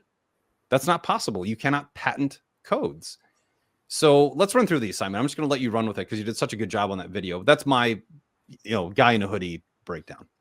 Okay, I'm going to try and bridge it and get back to that exactly where we left off there. So this proof of weapons network has the weaponization of religion is one of the key tools that it uses. You talked about your side on Islam. You have the primary scripture, the Quran, and then they will weaponize hadiths, which is secondary scripture, in order to radicalize people into achieving a war goal, like Torah and Talmud. Yeah. Yep. And then you got Torah, Talmud. But then you go back to the codification of money into this proof of weapons network, and really the whole construct. We understand that Bitcoin is nodes, miners, open source code. In the whole construct was created with the Bank of England, and so the Bank of England, from the Swedish bank and the Dutch banks, created the war mechanism as we know it today, which was essentially a mechanism for defrauding the British government and the British people by creating the pound as a debt through an elaborate accounting trick so that you could raise the money in order to go to war with the French. And that William Patterson in the Bank of England had this private bank that created that construct. You then go through the whole history of central banking, which we won't do, but I'm sure you've done and I do.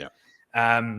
You end up with all of the elaborate ways of using this model in order to indebt a country the British Empire was indebted by the Bank of England to the point of bankruptcy, and then shifting over to another central bank and another construct. So you had the Bank of England, you had the Napoleonic Wars, which were all central banking wars. 1,000%. You had the attempts to install a central bank in America. The third attempt led to the Federal Reserve. The precursor of the Federal Reserve is you needed you needed the Federal Reserve, but in order to right after the Federal Reserve, you had World War One. World War Immediately One after, the a year bank, later. Correct. 1 year later, income tax in order to pay the interest on the debt to make sure people are continually working. Devalue the currency so that people are continually working, and then you pay the tax as well. Because if you're in hard money, some Bitcoiners are not very productive. They need you in a devalued currency so that you can continue working and paying off that debt. And that is why they devalue, and that is the hidden tax of inflation. And that is the scam. It's a Ponzi scheme. But you had World War One, then you had the overthrow of the Russian Tsar through the Bolshevik Revolution, the creation of communism as an ideology. You had, the lead up, the Great Depression, the destruction of Germany. Then you had a nationalist movement against the Weimar Republic and the degeneracy that was created. That led to the rise of fascism with Hitler. Then he created National Socialism, arrested the Rothschild bankers. And then every time Hitler would go into a new country, he would end up with gold from the Bank for International Settlement via the German central bank, Reichsbank. And then you had, the forces. You had the Germans and the Russians that were battling it out in World War II, the Soviets rather than the Russians at that time. And in the end, World War II ended up with, the atomic bomb and all of the world's gold, 75% of the world's gold in, Fort Knox for the Federal Reserve to use. And then you persuade the whole world with this manufacturing base to build a military industrial complex. Everybody convert their currencies into dollars, and then dollars via this IMF mechanism would be convertible into the gold with the 75% of the reserves in America. Then you have this big manufacturing base, the military industrial complex. It was determined that the perfect way to roll over the scheme, bankrupt the US government, was to do what the Bank of England did to the British government. So rather than opium wars and colonial wars and stealing all of India's, all of China's silver and India's gold through all these the Dutch East India Company and the British East India Company, you then had the Federal Reserve System, which the banks owned and are the shareholders of. And then the debt just went up and up and up. You immediately go in after World War II into a Cold War. Then you have the Korean War, and then you have all the don't forget about the creation of intelligence. Immediately after World War II, you have the creation of the CIA, followed by Mossad. Mossad consultants were SS soldiers from Nazi Germany. People don't realize that the guys who created Mossad were actual Nazis. So yeah, throw that in there because intelligence plays a gigantic role in this, because that's what everyone assumes Bitcoin is. Oh, it's a CIA operation. Yeah, of course. So, during World War II, you had the Bolshevik Revolution for the creation of the Soviet Union and communist ideology. You had the Federal Reserve Act in 1913. And then you had the Balfour Declaration, which was, we tried to steal all of Russia's oil. That didn't quite work. So we'll try and steal all the, oil in the Middle East later through these destabilization campaigns. And you end up with Zionism as an ideology connected to, this funding. And later the creation of Mossad and the CIA after World War II. In the creation of the CIA, it was an operation that was funded. Alan Dulles created the network connecting Nazi Germany with the Jewish mob, the Italian mafia, then you had these different networks that would essentially create wars through covert means, in order to gain resources for the corporate elites that controlled America. And so people think intelligence is for national security. It's actually for getting the resources that the corporate class and the elites in America need. And you had that banana republic, which was stealing all the resources in the, South America and Latin America, brings us full circle to Venezuela today and the operations that are still happening today. Let's stay focused on Bitcoin. Let's stay focused on Bitcoin. Yeah. So now we're going to, you had all this central banking, you had all these wars, and you had this network that was created for laundering. You had the laundering that was happening via the Vatican Bank and BCCI and various banks. And at some stage, you had this Meyer Lansky network, and you had David Chom create DigiCash, and you had the cypherpunk movement, and you ended up with these iterations of how to create a currency outside of the digital currency that the central banks and the private banks were creating. And, there were David Chom would then work with different technologies that were created around that time. And we had in 2008, after the global financial crisis, we had the release of the white paper that talked about this open source code that could exist on a distributed supercomputer through mining so that there's no backdoor. And we had this concept of proof of work and the ability for anybody to run a node in order to verify transactions and create a copy of all the transactions that were happening. Anyone was able to mine. And then you had these characters that were around that coded up Bitcoin anonymously. And I personally believe it's infeasible that they weren't connected to some offshoot of intelligence in their ability to remain anonymous. But we have these different people that we know about.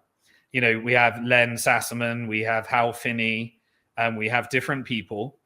And they all contributed. We know that they were, contributing to this project. And some people would speculate around whether these people were Satoshi Nakamoto.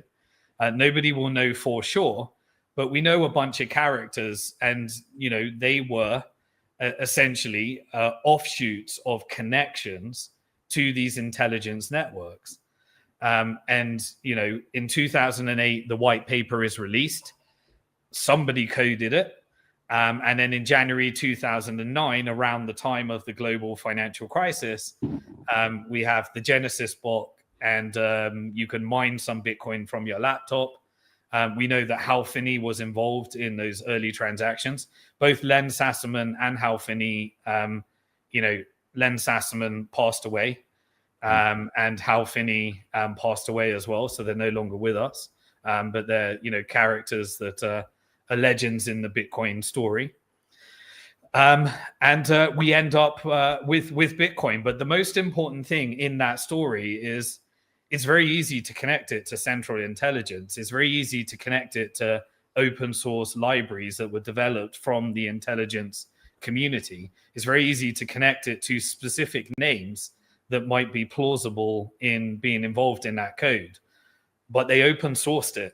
That's the thing that doesn't matter, because you can have open source codes just like you have, open source AI today, but it's on somebody's server.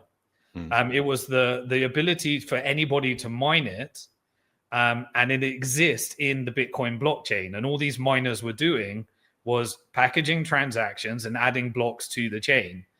And then we had anybody that wants to run a node that could create, a historical record and back up those transactions. And it's in that setup that it's completely irrelevant who created it. And if anyone wants to change the code of Bitcoin, over time, we created this consensus mechanism. And that consensus was you can engage with the community. The code is open source. You can suggest how you'd like the code to change. You can put forward a Bitcoin improvement proposal. And there are various developers that engage in whether those codes want to come forward. But then even if you get that implementation in, there can still be competing implementations. You can still have to get the miners to agree to run that blockchain, and you need to get the users to agree to run those nodes. And if ever there's collusion between the important companies, and we've had all these collusions, every single attack vector we've had, if you have all of these different collusions, then users can threaten a soft fork and their implementation. And so through this network, we don't have perfect decentralization, right? But we have the most decentralized thing that exists anywhere in the world. And the miners are geographically diversified across America, China, Iran, the Gulf countries. Every nation in the world has a miner. America, Europe, everywhere, Asia. And so as long as that friction exists, and as long as we have this open source boardroom, and as long as we have competing implementations, and as long as any time it gets too centralized in one attack vector, the community starts to identify it and adjust and use this open source boardroom to maintain the integrity of the network, every type of attack vector that could have come has come and has been overcome to date. One of those attack vectors was, I believe, a pedophilia network through Jeffrey Epstein, whose job was to influence and gain control over monarchs, political leaders, technology leaders, innovation leaders, and try and gain leverage over anyone in any part of that ecosystem, so that this intelligence network could contract Jeffrey Epstein in order to be a valuable asset to multiple intelligence agencies, including British intelligence, Israeli intelligence, American intelligence, and various other intelligence groups. And so there was a operation by Jeffrey Epstein to use the college system and weaponize the funding of developers to try and gain influence over the network. And to give you the history, originally, the early developers in Bitcoin, was Satoshi and his network of anonymous people. And if you wanted to fund a developer, they would fire up a QR code and you could send some coins over to them, and you could fund developers. It was based upon just purely, if you'd like, voluntary contributions. Yep. Now, later, that didn't really provide the funding. And if you remember, I said after the first Bitcoin conference, Max Kaiser and myself invested in a company called BitPay. And so BitPay was an influential corporation, and there was Mt. Gox as well. And they said, we'd like to fund some developers. And so they said, we'll contribute to developers. Now, immediately, the community said, well, we don't like that because you might have a corporate agenda at Mt. Gox, and you might have a corporate agenda at BitPay, and you guys are raising finance. And eventually, after that early funding, you went and got VC funding. And now Silicon Valley might have some influence over your corporate structure, and you might try and push the development in a certain direction. And so a group of corporations that all had a vested interest in Bitcoin's success all got together and created a not-for-profit called the Bitcoin Foundation. And the Bitcoin Foundation said, well, Charlie Shrem, you have BitInstant, and you want to make sure that Bitcoin's code is maintained. Mark Capellis, you've got Mt. Gox, and these various people that had interests became members of the Bitcoin Foundation. Now, constantly, the Bitcoin community were like, well, we don't like not funding them. We don't like BitPay funding them. We don't like Mt. Gox funding them. And now we don't like the Bitcoin Foundation funding them. But at each layer, it got more and more people involved. And as there's more and more people involved, there's more and more parts of the ecosystem that you need to try and corrupt in order to get something in the direction. And this is the important thing that I think people don't understand about Bitcoin. Bitcoin is always under attack. Yes. And people shy away from it. And I always lean into it. And I'm saying, no, that developer can be compromised. That corporation could come corrupt. That venture capitalist that's buying all of these shares, they could try and centralize control. because that's exactly what these funding networks do. That's the proof of weapons network playbook, is weaponize finance, media, technology, investment, in order to control more and more of the ecosystem. And so Bitcoin Foundation had all of these really strange characters that either they were compromised or they weren't compromised or they got blackmailed or anything. I'm not making any accusations. And here's the bit that people find tough about me. I talk about structural, systemic financial structures that are set up in order to compromise people. Yes. I'm not saying that this character is corrupt. I'm not saying this guy's a pedophile. I'm not saying this guy's a bad person and immoral. And people combat me and say, no, I really like that guy. And I go, that's irrelevant. In Bitcoin, we say don't trust, verify, because his wife could have been threatened to kill. He could have had the future of his children's life on the line. And when you're dealing with your family, you may not be the best person, not because you're not a bad person, because you're compromised. And that's what intelligence networks do. They make you into a bad person, even if you are a good person. And so when you come from that understanding, you understand that everybody, if they are allowed to control the whole network, they will be pushed into the highest level of power and be forced to do something that they may not necessarily do. So forget about their character, forget about who they are. Remove the idolatry. Yeah, 100%. Yeah. A decentralized, anti-fragile system is about saying everybody will be compromised. How do we make sure that they can't compromise the whole piece and the whole thing? And so if you look at the different characters, you had Brock Pierce, was part of the Bitcoin Foundation. Now, he came from an industry that is prolific, Hollywood, as a childhood actor. Yep. And in that, actors are forced to compromise by nature systemically. They're forced into being compromised. And he then joined Silicon Valley and created a tech startup during the dot-com boom and bust. And, there's lots of documents and articles around parties that look just like the Wolf of Wall Street. 100%. And then there were accusations and allegations that he was engaging in, I don't want to talk about the things, but things that are involved. You can look it up. It's all available. You just look it up. I'm not, now that may not be what he did. I'm not accusing him. He may have done it, but the fact is that there are operations to connect you with these types of activities to compromise you so that you bow down to power. And that's how these networks work. And so, there's Brock Pierce, and he's connected with those allegations.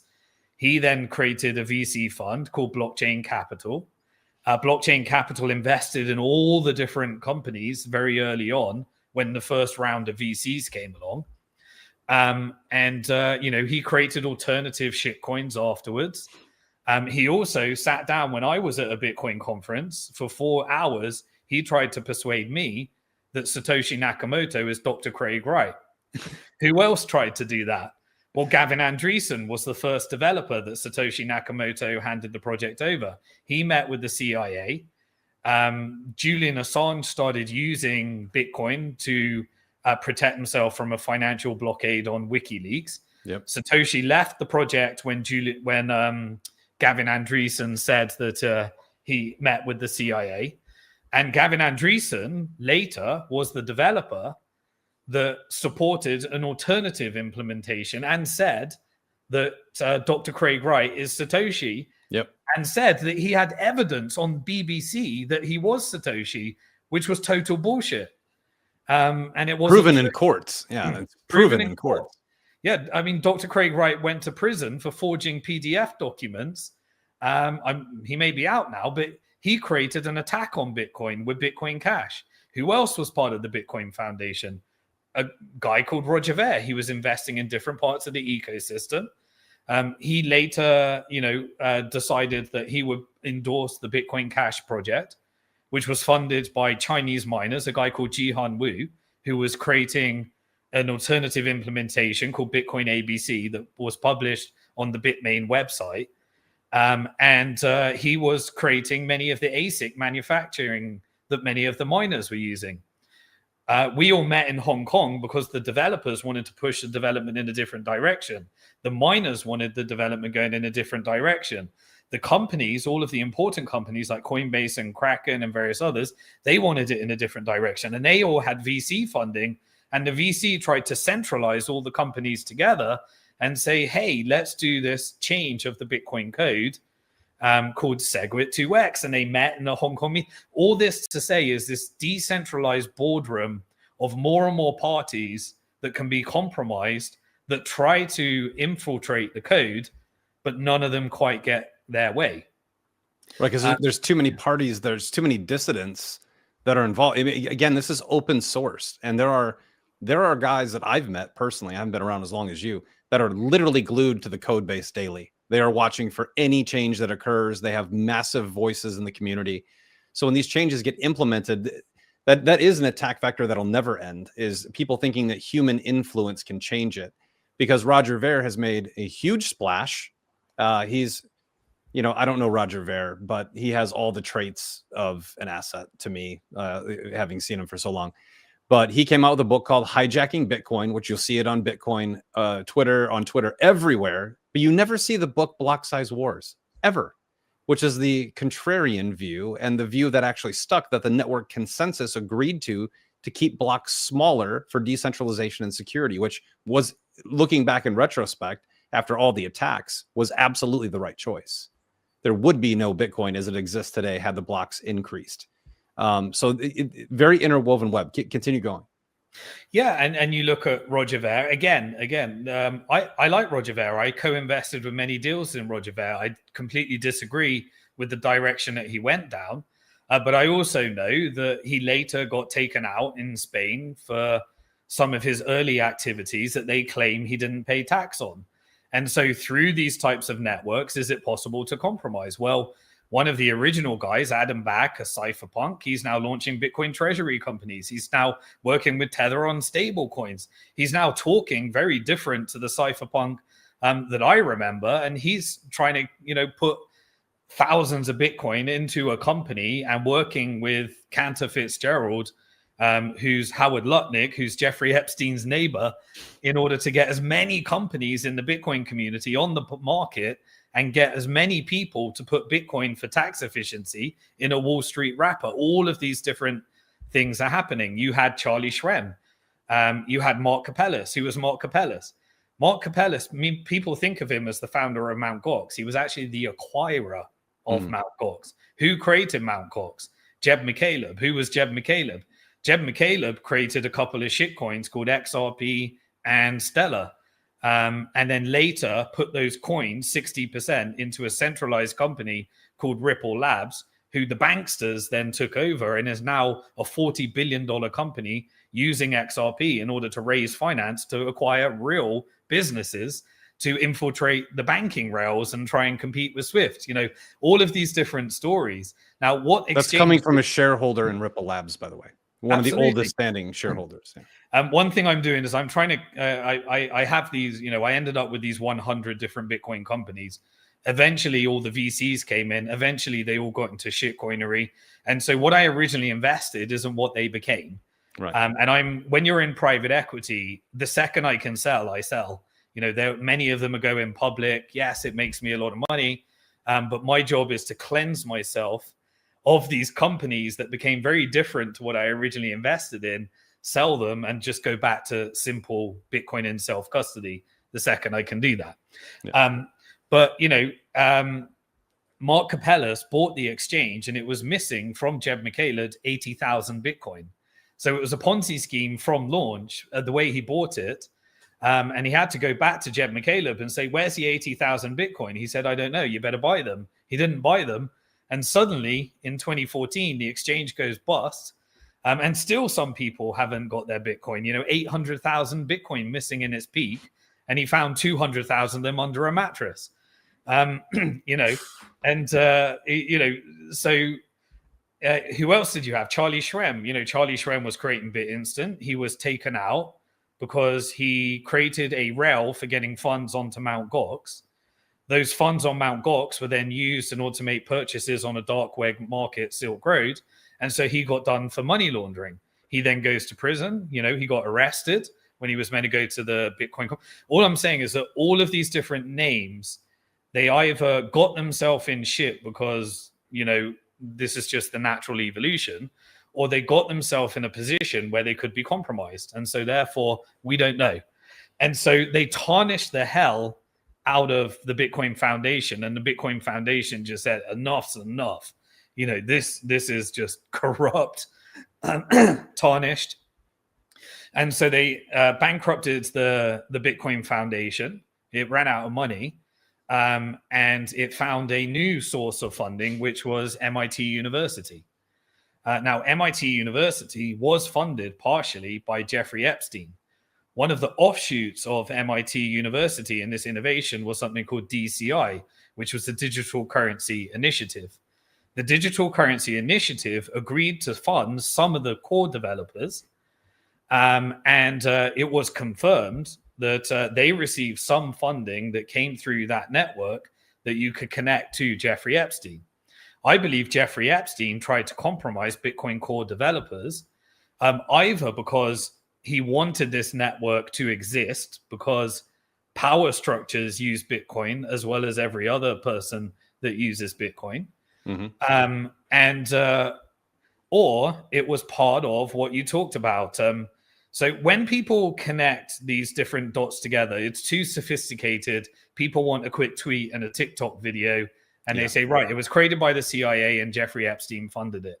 Now, that makes a lot of people not get involved because they can't understand the nuance of this. And who ends up benefiting from it? Well, the same financial players that are buying Bitcoin right now and trying to centralize it into Wall Street. So it's not an attack on Bitcoin. It's an attack on you if you're not sophisticated enough to get this. And that's a real crying shame. And so, Jeffrey, I think Jeffrey Epstein did try to penetrate some of the Bitcoin core developers at that time. He put in emails. That was his intention. That was what he was trying to do. By the way, the email of him meeting with Bitcoin parentheses Satoshi is a photocopy. That's not what it says in the email. That was somebody who was photoshopping that for clicks on social media. But that's what he said in the emails. And we'll get more emails over time. Yeah, and Jeffrey Epstein only met one person. It was Brock Pierce.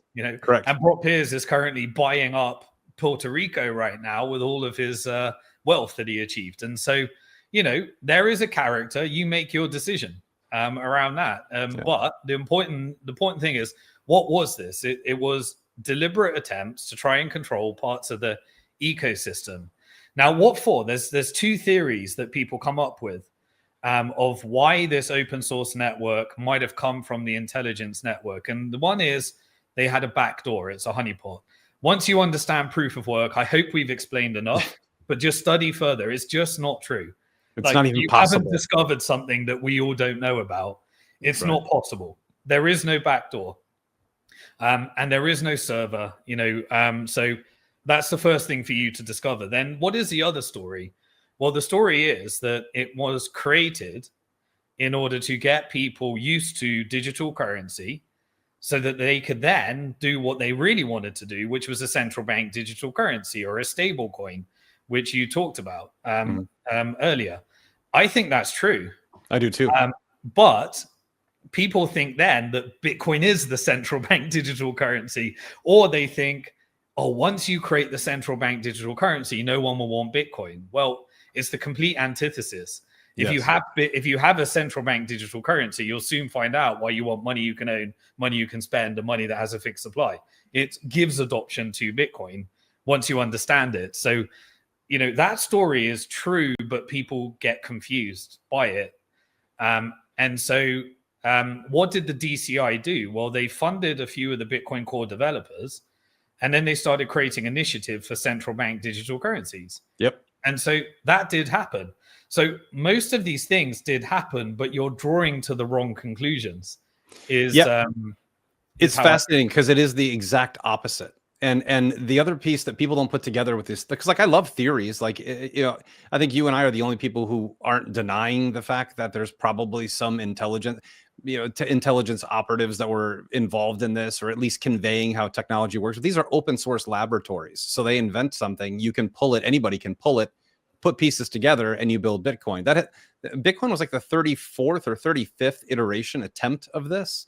So Bitcoin wasn't the first one that came out. This was really like a multiple iterations that had failed, not necessarily because of marketing, because of technology.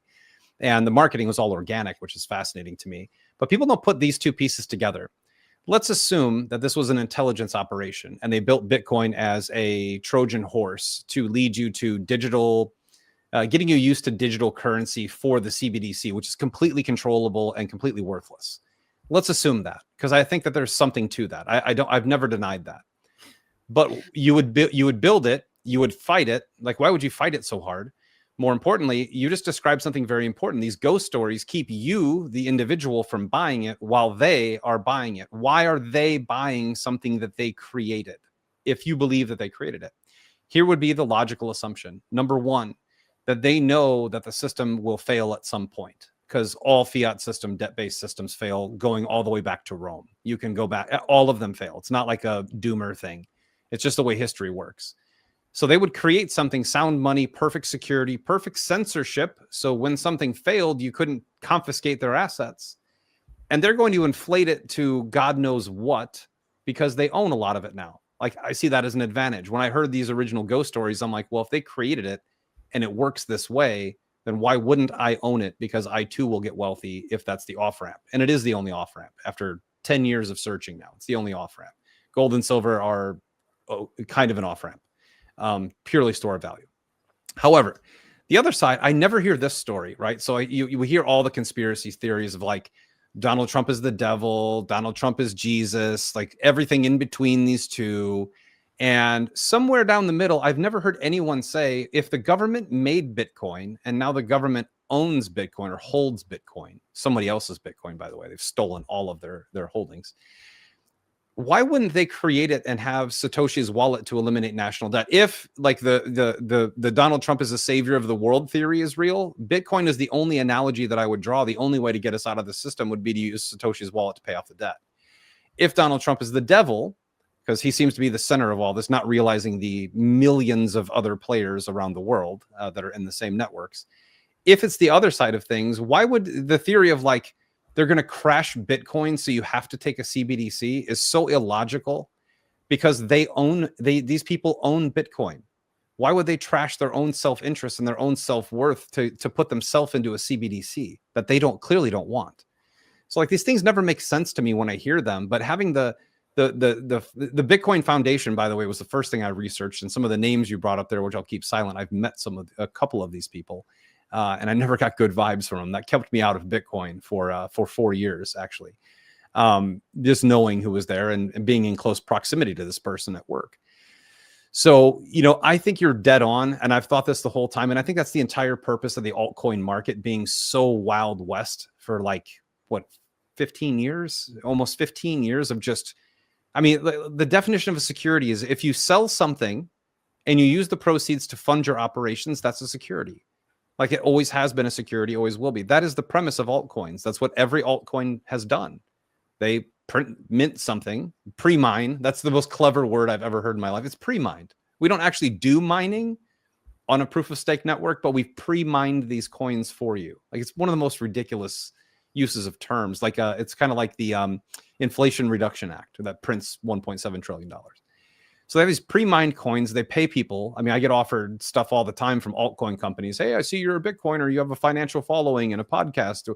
How about if we give you 100,000 of our tokens and you promote it? And the answer is always no. And I'll be happy to share these screenshots with you because it just happens. They all do. Zcash was doing it like crazy a couple of weeks ago. Another absolute scam.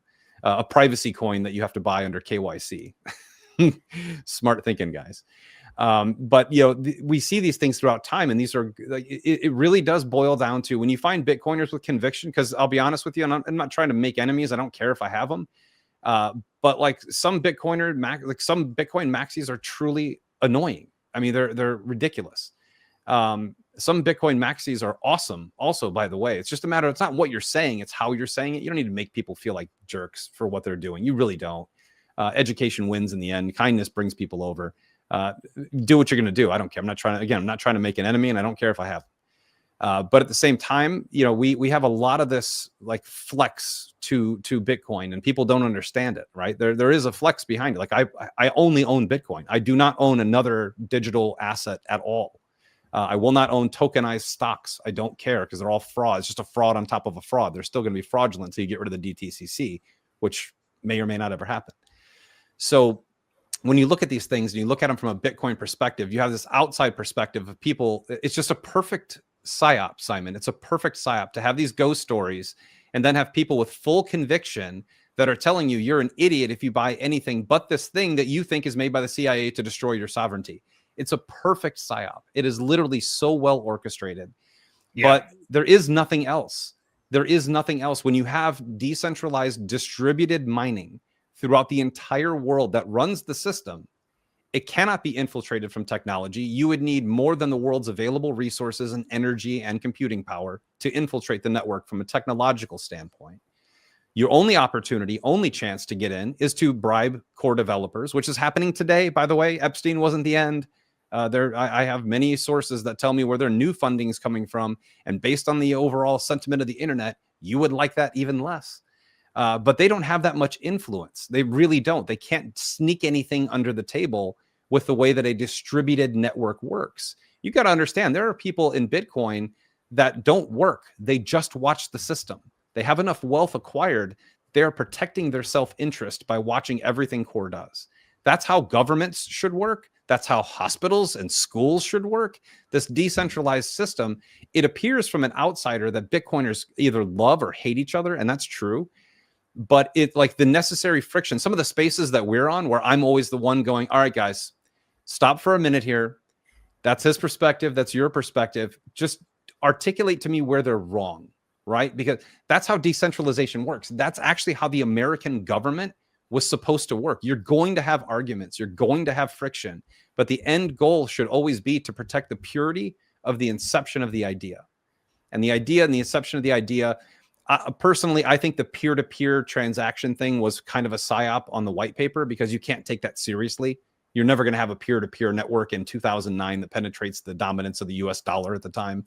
It's a way to I think it's a way to take cover off of the fact that it's really just a secure network that allows for peer-to-peer payments, but builds wealth and security in an uncensorable environment. And when you take those things into account as somebody who's not, 2011 Bitcoiner like you, or 2020 guy like me, we have you have a deeper understanding. I don't think my understanding is juvenile in any way. I learn things very quickly. And in my 5 years of Bitcoin, I have tried to debunk everything I possibly can to get myself out of it. Literally. Once I got in, I'm like, I made a stupid decision, because I've heard all the other things. I've heard, oh, Jeffrey Epstein's not involved with Bitcoin's code at all. Jeffrey Epstein is involved with giving MIT money, who gave money to the Bitcoin core developers. And he probably took some of these people to a very extravagant party to try to influence them socially, just like he did with President Trump, who has pictures with him in the same parties. He probably took the core developers to these parties to try to gain favor, to get them to sneak code into a system that code cannot be snuck into. Like, that is the reality of the situation. If I'm a lawyer in a court, I'm going to disprove the allegation by saying social influence does not equate to influence over the network at all. He tried to influence everybody he was around. That was his job. That was literally his role. And he has a picture with every person that you know, every famous person. He was with them. So it's just fascinating that you're about the only guy I know who talks to who says, yeah, intelligence was probably involved. Now, a theory that I choose to give credence to, whether it's real or not doesn't really matter. I give credence to the theory that I hope that someone in intelligence saw this stuff, recruited people who could build it, still has a 1 million Satoshi wallet, and will use it to liberate humanity. That actually would follow suit with the way Bitcoin was founded, not necessarily through the ghost stories. But I do love the ghosts. I get a tremendous amount of entertainment now that I understand the system, watching these things on Twitter. I used to respond to them, and now I just kind of I actually screenshot them. So I screenshotted them. I was on a plane. I'm a pretty good evangelist for things. So I'm on a plane. I don't remember where I was going, but I was sitting in a row and I was looking at charts on my phone. And this lady next to me said, "What do you do?" And I go, I guess I'm kind of a quasi economist. I'm just always paying attention to these things. So we started talking about money. And then we started talking about Bitcoin. And long story short, I pulled up all these tweets that I had screenshotted. And I'm like, "Have you seen this? Have you heard this before?" And I'm like, "Let me explain to you how this is not possible to actually be real." And by the end of that flight, all 5 people, the 2 I was sitting next to and the 3 in the other row, all downloaded River. All of them opened up a River account, and 2 of them sent me a text and go, "I bought 10 grand in Bitcoin." So like once you kind of get through like Bitcoiners aren't phased by this at all. I found it's fascinating. I had to bring up the Epstein thing on Bitcoin today, the other day, because nobody else was. And I was trying to address it for the new people. But once you understand how the network works, you realize how futile most of these efforts are. And the block size war, a recreation of that is coming with this centralization of ownership. And you talk about that quite a bit. So I want to get into the new attack vectors, because I believe from day one, once I fully got once I got, much like you, once I figured out Bitcoin, I left a very lucrative career as an executive in an oil and gas company after having 14 of my own companies. Very lucrative to do off-grid mining. And I've never been happier. And it's never been happier because I'm doing something I believe in that I love. But when that happened for me, when I got to that point where I said, okay, I know how this works, I can have a debate with someone who does and learn from them constantly. You should always we all learn from each other. But I said to myself, after understanding the network, especially hash power, when you understand the hash rate and realize how ridiculous it sounds to people when they say, oh, someone will just overwhelm Bitcoin. Like it's a fallacy at this juncture. But when you get that, I said, guys, I think I was on a space and I gave like a full rendition of every 3 years, a new narrative comes out: utility, environment, drug running, all these things that come out in very coordinated attack like they would do against anyone. And when you start to realize all those failed, we're at, 93,000 or wherever we are today. I think we're going into the millions over time. I don't know when that'll be. It will happen over time because eventually everyone floods in when the floodgates open. Like you got to get away from the rush. But I think the only attack vector is you want the people who don't need it to own as much as possible and never use it. Like that to me is the ultimate attack vector, which is why now in America, they're saying, oh, you don't have to pay capital gains if you pay your taxes in Bitcoin. If it wasn't valuable, they wouldn't be waiving tax revenue. By the way, this also illustrates the fraud of tax revenue, the complete fraud. So if our country actually needs your capital gains taxes for roads and schools, why are they waiving it in order to own Bitcoin and not use it for 20 years? Like it really is revealing of the fraud system itself. So I think that's the only attack vector left, is to have as many corporations and governments own Bitcoin, which will make you wealthy. Like, don't get me wrong. Most people are in Bitcoin for number go up. Like they're in it to make money. That's where you start. That's where I started. Like my first little quarter of a Bitcoin was like, oh, I hope this turns into 100 grand, right? Like, but then once I understood the system, I'm like, okay, I'm going to continue to deposit because I want my money sheltered from government censorship. And I want my money unconfiscatable. God forbid anything happens in my life. My children can have it. I've time locked Bitcoin for my children. I have a time locked for them being 25 years old. They have a Bitcoin waiting for them. And I hope that by then it's $1 million, which should be, 9 years. But at that time, I started to realize the only attack vector is the one that's happening right in front of our face. And you and a few other people are the only people talking about it with any sort of articulation, because everyone else is just applauding like baby seals while they make money, which again, I'm not offended by. If that's your pathway, that's your pathway. But understand that the Bitcoin network itself, in my opinion, is a model for where humanity needs to go if humanity ever expects to get out of the digital prison that we exist in, which is only getting stronger.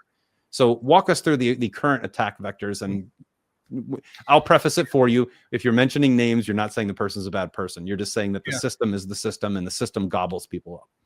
Yeah, exactly. And I try and keep people away from this idol worship of, I'm not attacking anyone's character. I'm structurally explaining how things work. And what I'd like to do, we'll come back and cover other topics, but I think we've done really good on sticking to Bitcoin and tying it with deep topics, theology, geopolitics and stuff.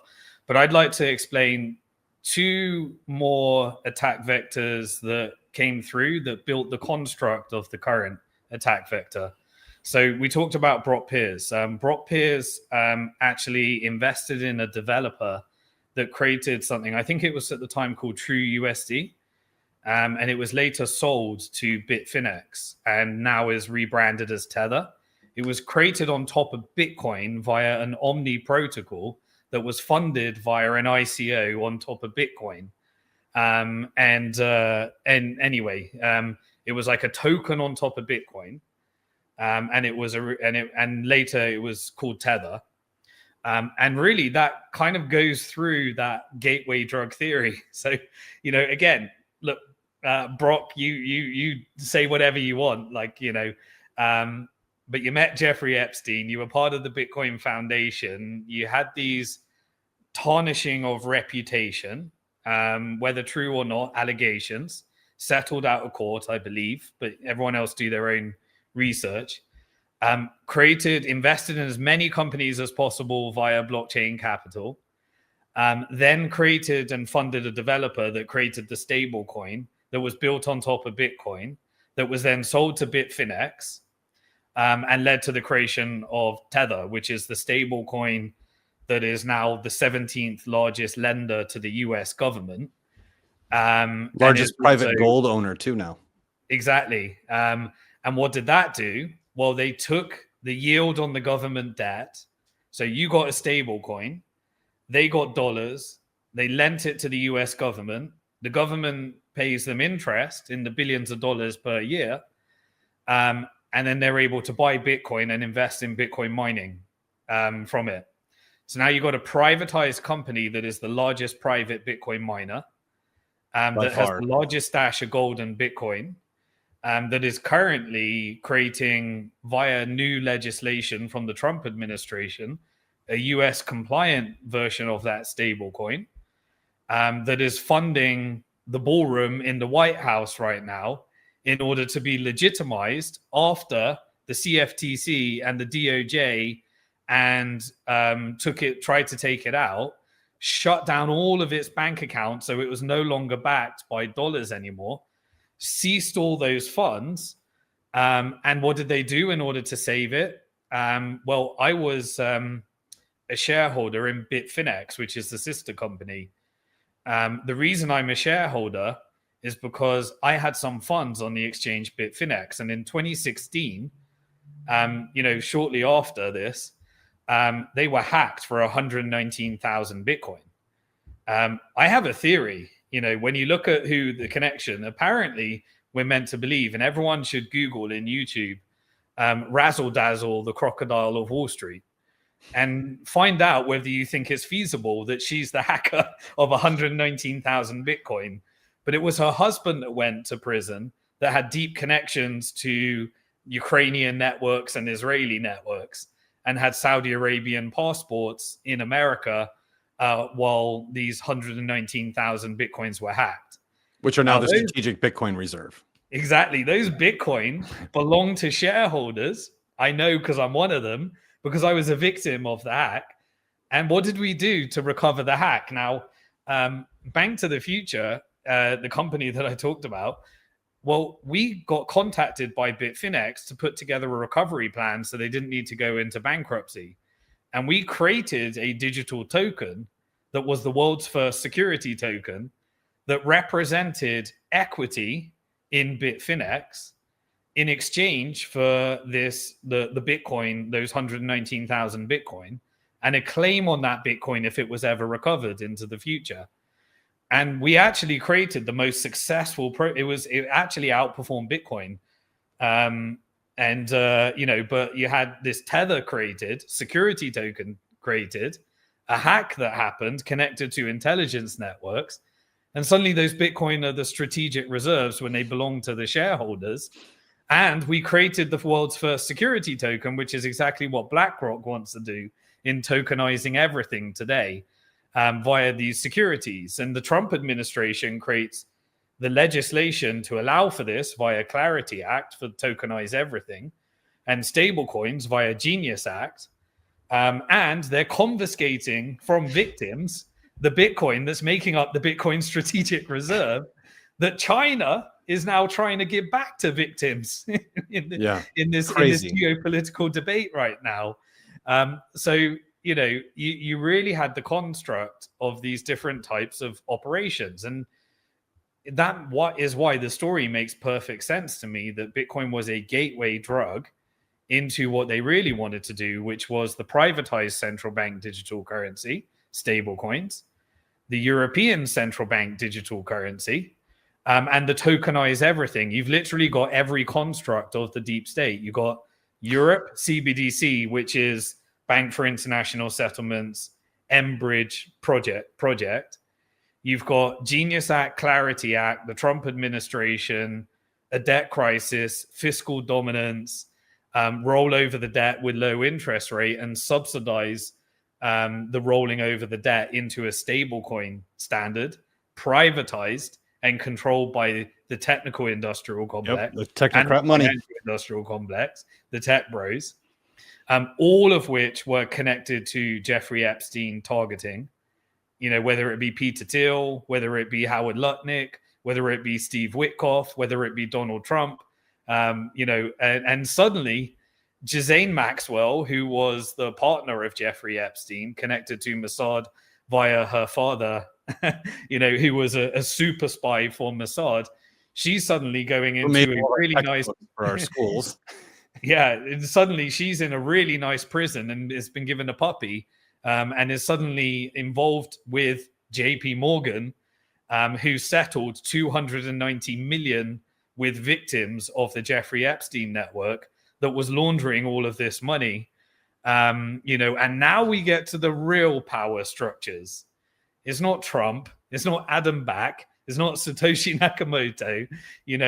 Right at the top of all of this structure, you got Larry Fink from BlackRock and you got Jamie Dimon from JP Morgan, two very key nodes in the proof of weapons network. And what do? What they do is they use securitization, financialization, and tokenization to subordinate technology, privatize it, and create honeypots and as many ways of controlling all of these different companies, because they get board seats through ETFs, shareholder seats. They control monetary policy through their technology that's used by the Fed, that's owned by the banks. Those banks are public and owned by BlackRock shares, using your pension that's funding them.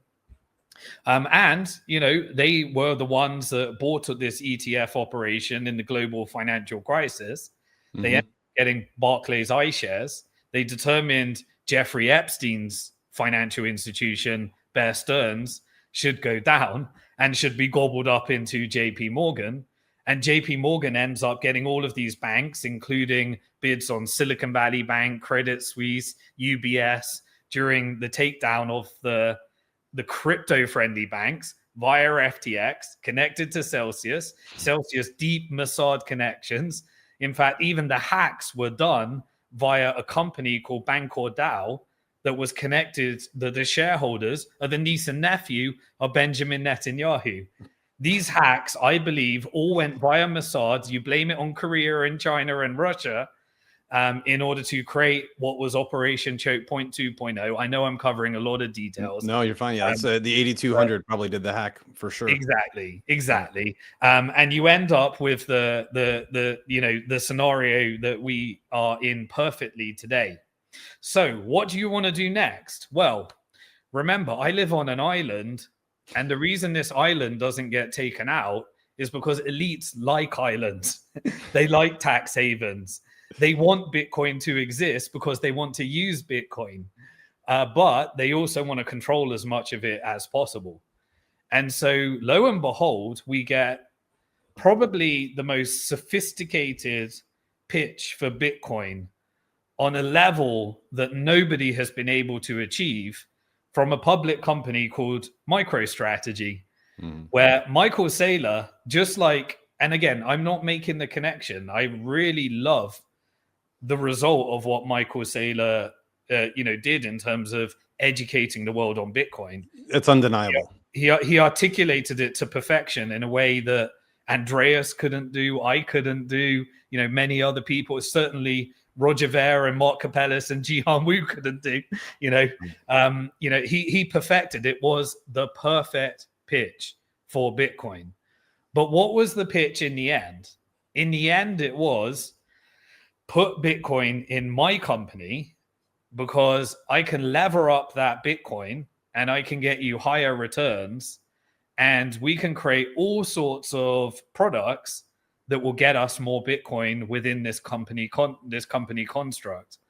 And eventually, another part of the ecosystem will create all these other Bitcoin treasury companies that will persuade cypherpunks like Adam Back to put his Bitcoin in a company, and other ones that are creating apps like Strike with Jack Mallers, saying you can put a bunch of Bitcoin funded by Tether, funded by SoftBank, funded by Cantor Fitzgerald, who's a primary dealer connected into the Fed, who was Jeffrey Epstein's neighbor.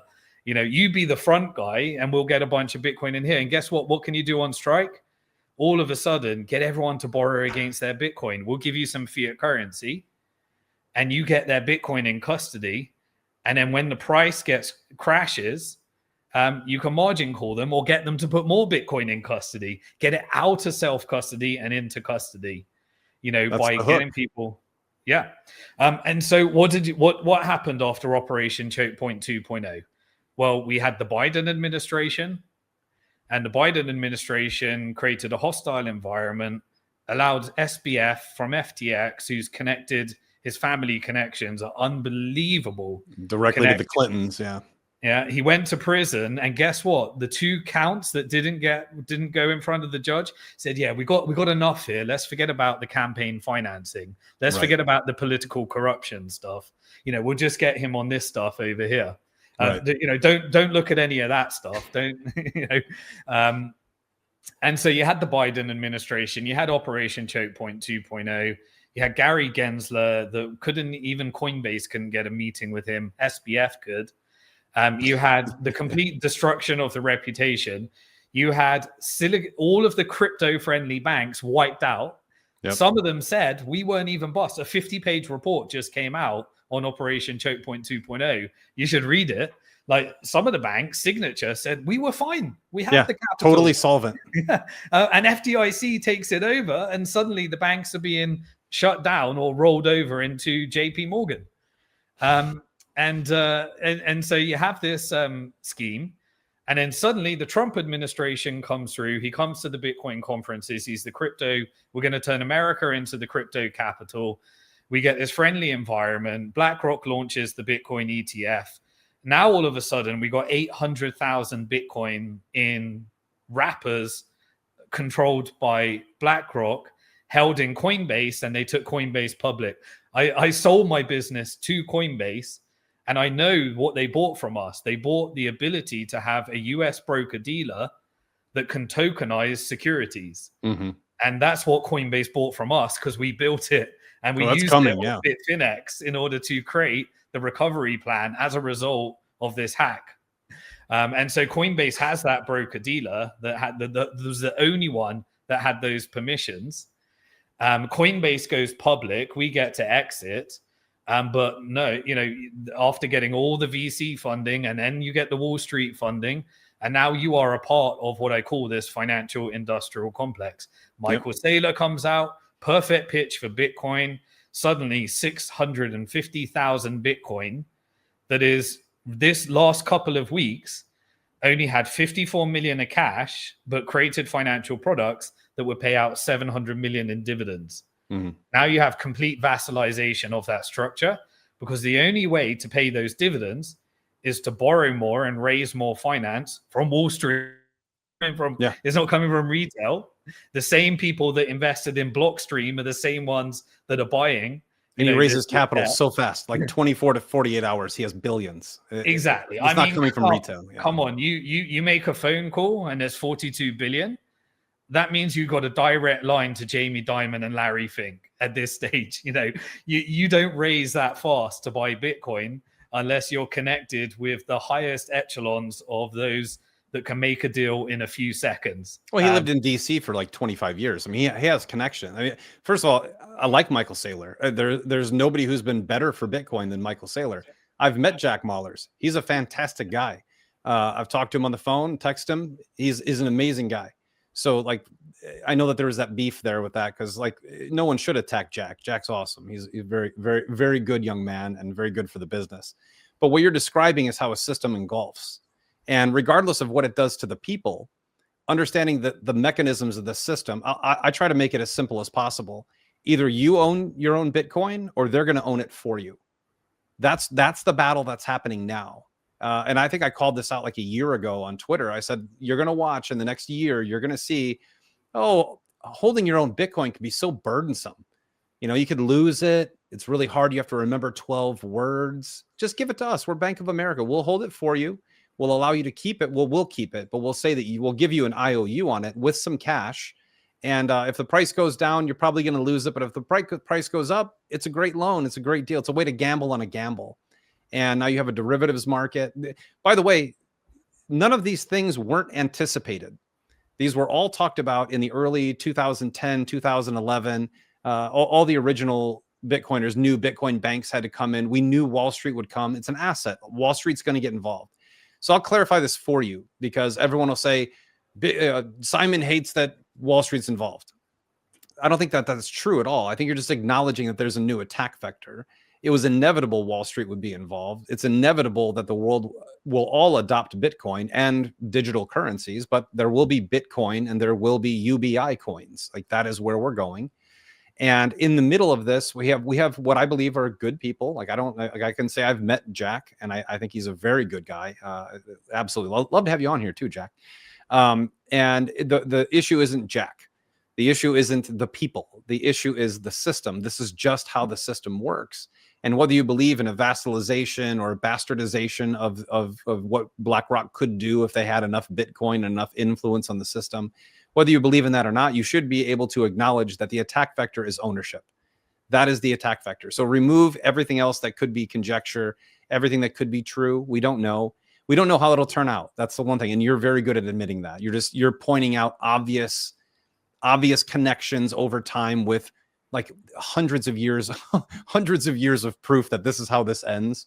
Doesn't mean it ends that way. I always believe that something could be different. But at the same time, the one thing that's obvious is they want you to buy Bitcoin, but they don't want you to own Bitcoin. They want to own your Bitcoin for you, which many people will do. And like, just being realistic about it, the ETFs are good for Bitcoin and bad for Bitcoin at the same time. They're good for Bitcoin's price because more people will get in. It takes like 2 seconds, right? You can log into your, TD Waterhouse, whatever account you have, E-Trade. You can log in, you can buy supposedly Bitcoin through an ETF, and that does drive the price up or drive it down when they sell, because those hands part with the asset much faster, which is okay. That's a maturity of an asset. The reality is, though, and people always say, well, Bitcoin's not the original Bitcoin because it's not being used peer-to-peer. Well, it can't be. It can't be in an ETF. It can't be used peer-to-peer in a lending environment. It can't be used peer-to-peer in a strategic Bitcoin reserve. So the attack vector is happening, and the attack vector is very simple. Either you take some time. I mean, literally self-custody takes, like, if you took 2 hours a day and watched BTC sessions or any of these other guys who are brilliant at making great videos, learning how to self-custody your own asset, it takes like 2 days. You transfer in like $1 first to make sure you don't mess it up. Once you learn how to do it and you have it all transferred, you memorized everything, you're good to go. It's really not as hard as people think, but most people will never do that. So the ETFs, I think, are good for the price of Bitcoin, and I think they're bad for the ethos of Bitcoin. And I think that's a fair take. I think it's a very fair take. The people who own an ETF are never going to be using it at Steak and Shake or at a Square terminal. And that is a part of the system. That I'm a miner, so I like when people do that because it drives fees, right? That's part of the ecosystem and how you share revenues. But I think your take is accurate because it's historically backed. You really can't deny the fact that this is how these things turn out in the end. Look at gold, right? Gold with their ETF. What happened to GLD, SLV? You're watching price manipulation. That's going to happen. It was anticipated to happen. And the only off-ramp and the best weapon we've ever been given is not an AR-15. It's a cold wallet.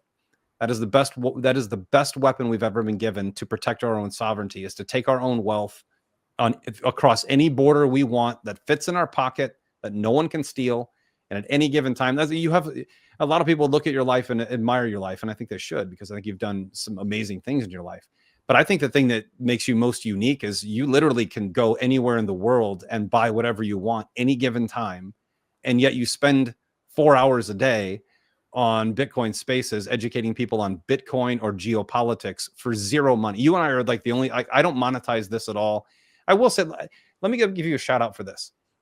So we may have different like opinions on things spiritually. I think we see the world pretty much the same. But the one thing that I think was really awesome is when we decided to do this interview, your guy who connects you and handles your scheduling for you, which is awesome. You know, I knew that too. But that guy, he said there was a requirement that I don't want, if I'm going to do an interview on your podcast, I don't want a paywall. I don't want it monetized. I want this information out to the world for free, which aligns completely with me because my response in that email was, that's not an issue here. Like I pay for everything that happens here. I don't even run ads on YouTube. You're not even going to see an ad on YouTube. Rumble you will, because I can't control that. But these are the types of people that, like, you know, always take everything with a grain of salt, which is the oldest form of saying every antidote to poison in antiquity had 1 grain of salt. That was part of an antidote for poison. So certain things you're going to take from what you hear on this podcast, take them for, we're just normal guys. Okay. We're normal guys that read a lot. Like Simon and I are book people. And I want to arrive. I have 6 minutes left. I want to wrap it up with book recommendations from both of us because people continually ask me, and I'm going to give like 3 or 4. They'll probably overlap with yours. But you know, take this information in. Don't get emotional about it. Take it in, diagnose it, chew on it for a while, spit out what you don't like. Take what's real, because this is real. Whether you know, MicroStrategy is vassalized and being, it's obvious to look at, like they financialized Bitcoin. That's a net positive for the ecosystem, right? The fact that more people are talking about Bitcoin, they buy MicroStrategy, they buy the products that they make that's based on Bitcoin. Tether's a net positive for Bitcoin because they're kind of a Bitcoin company disguised, used to be disguised as a stablecoin company. Now they're kind of disguised as a digital central bank. That's really what I kind of see them becoming, with the gold storage and the gold, tokenized gold, stable coins, and all this stuff. That's great. It's good for the ecosystem. At the end of the day, everything in this world is built on duality. For every good, there's a bad. For every bad, there's a good. And if you're just looking at the good, oh, that's good, MicroStrategy is good, you're not looking at what's happening. You're not looking at the fact that every day someone else is buying Bitcoin you could be buying, that you could own, that you could control, that you could manage, and that you could liquidate or borrow against if you want to. I'm probably never going to take a Bitcoin loan ever. I would rather sell it or spend it. You know, I had a Charlie Robinson on here yesterday. He bought a website in Bitcoin 3 years ago. I thought it was the coolest thing I've ever heard. So you can use it for other things. I know guys in my neighborhood who bought their house with Bitcoin. So, you know, take the good with the bad, but understand that every bad comes with a good and every good comes with a bad. And that is absolutely hyper focused in financial markets. Like financial markets are the truth teller of everything, which is why Simon always follows the money. The money doesn't lie. A transaction trail doesn't lie, which is why an immutable ledger that can't be penetrated by AI or any sort of big tech bro collaboration, it's not possible mathematically, is so important for the times that we live in. It's the only form of true immutability you'll find. That's a truth network. So take what you hear from this. You don't have to get emotional. Like that's, I think that's the one, I think I've seen you get emotional one time. And to be honest with you, it was on a, I wasn't there. I was blocked by somebody. I couldn't come on to defend you onto that space that you were on, which I really feel horrible. I was at a bar. I was literally grilling on my backyard and getting texts like, hey, Simon's being attacked for his stance on Israel. And I'm like, dude, I'll hop in. And somebody blocked me. I couldn't hop in. That was the only time I've ever heard you get emotional, and people throw some serious darts at you. I don't get emotional. It just doesn't happen because I just don't care enough about someone else's opinion to get upset. I want to help. Simon's trying to help. We're going to be wrong on things. I think we can both admit that because we're just projecting. We're not in these rooms. But I think if you listen to what we're saying and heed the advice that's being given, use it in your life. At the end of the day, I think I'll summarize what Simon's going to tell you. You have 5 years to make as much money as you possibly can before AI takes over. Put that into something that's unconfiscatable, uncensorable, and finite, and protected by a massive decentralized distributed network. Put it in there. Buy gold. We both love gold. I hate hearing Bitcoiners bash gold. Like gold is great. Own gold. Own physical assets, hard assets, digital hard assets, physical hard assets. Own them, and you'll have a bright future. That's what that's like the conveyance at the end of the day. But in the middle, the financialization, I don't know how anyone argues this. It is, you know, ETFs aren't bad for Bitcoin. They're also not good for Bitcoin. And that's an okay statement to make. Not everyone is going to be a self-custody savage that plans on going to Portugal on a whim and selling their house in America and buying a new one with Bitcoin. That's not everyone. I want, 45-year-old, people approaching retirement, retirees to buy ETFs if that's what they want to do and save it for their kids. But I want those ETFs to be transparent, and I want MicroStrategy to publish and show us that they actually own the Bitcoin they own. These aren't hard things to do. It's trust. Don't trust, verify.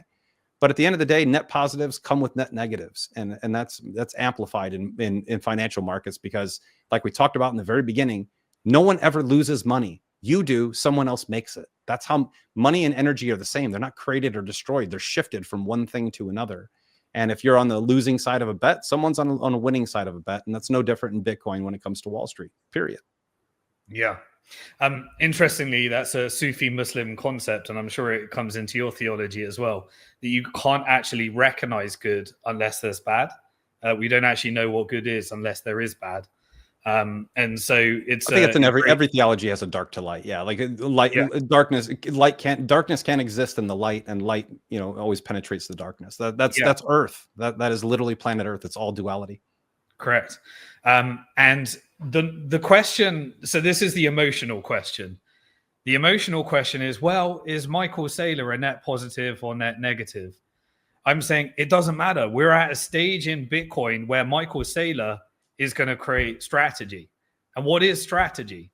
Strategy is a vehicle that will centralize as much Bitcoin as possible, the more the institutional investors buy the equity or lend them or create some kind of product or turn it into a bank. The goal of strategy is to get as much Bitcoin as possible funded by institutional investors. Yes. Those institutional investors are the financial industrial complex. That is your Vanguard, that is your BlackRock, that is your JP Morgan. They may not be in now, but they are going to be in. And if they're not in now, it's one of their portfolio companies that's in. BlackRock 100%. Is exposed to everything. They do covert operations. It's not overt. You can have overt operations or covert, but all I'm saying is they'll be exposed to it. Now, the Bitcoin ETF is the most profitable revenue product that BlackRock has right now. What does that mean? It doesn't mean they want to send strategy into Chapter 11 and steal your Bitcoin. That's amateur hour. Strategy is a very useful tool for the financial industrial complex to short-term manipulate the price of Bitcoin and design the game so it can centralize more Bitcoin. That is what it is. And if you want to be a part of that, then that's up to you. All I'm saying is there ain't a damn thing that I can say that's going to change that. Right. I'm not going to change whether there's a BlackRock ETF or not. Bitcoin is at a stage right now where this thing, and it doesn't change the long-term trajectory. There will still only be 21 million Bitcoin, and the demand for them will go up. But I don't want you to be on the wrong side of one of these operations. And so I'll just share with you what I think is happening and how you protect yourself and recognize what it is so that you don't need to fall for, some stupid question of us debating whether Michael Saylor's a net positive or net negative, whether I like Jack Mallers or I don't like Jack Mallers. It's irrelevant. This is being created, and that's what Wall Street does. They're the most powerful forces in the world, and they want to centralize as much Bitcoin as possible in their complex. They're going to build derivatives, and strategy is the best vehicle for centralizing in the stock market, and so is the Bitcoin ETF. And they're going to want as much of that as possible controlled by the very same people that people think they're fighting against right now. And so that's the right conversation. It also is an admission of a loss. Like, we are at the stage of Bitcoin where they know the network can't be conquered. It can't be colluded with, that you just have to buy as much of it as possible. And they'll use your money to do it. Like, they don't care if they own Bitcoin. They want to own your Bitcoin. That's how banks work. Now, what we do know is what this looks like, because I shared with you earlier in this podcast what happens when all the venture capitalists that own equity in all the companies try to collude with a bunch of developers and also try to go to China and speak and meet in secret meetings in the Hong Kong meeting with all of the different big influential Bitcoin miners. Well, they try and influence and they try and corrupt and they try and get things in the direction that they think is right to their agenda. And how did we win in the end? In the end, we won because we had a user-activated soft fork. And the user-activated soft fork was only the people that were running nodes. And why were they running nodes? Because they held their Bitcoin in self-custody. And we need enough of those And you're either going to be one of those or one of those. And I don't care which side of the team you're in. But all I'm all I'm saying is economics. We have a concept called tragedy of the commons. And tragedy of the commons is what's happening in America right now. If no one wants to invest in infrastructure, the infrastructure doesn't get created and everybody wants it for free. And so somebody is going to have to resist against this force. And I know that right now, 71% of Bitcoin is in self-custody.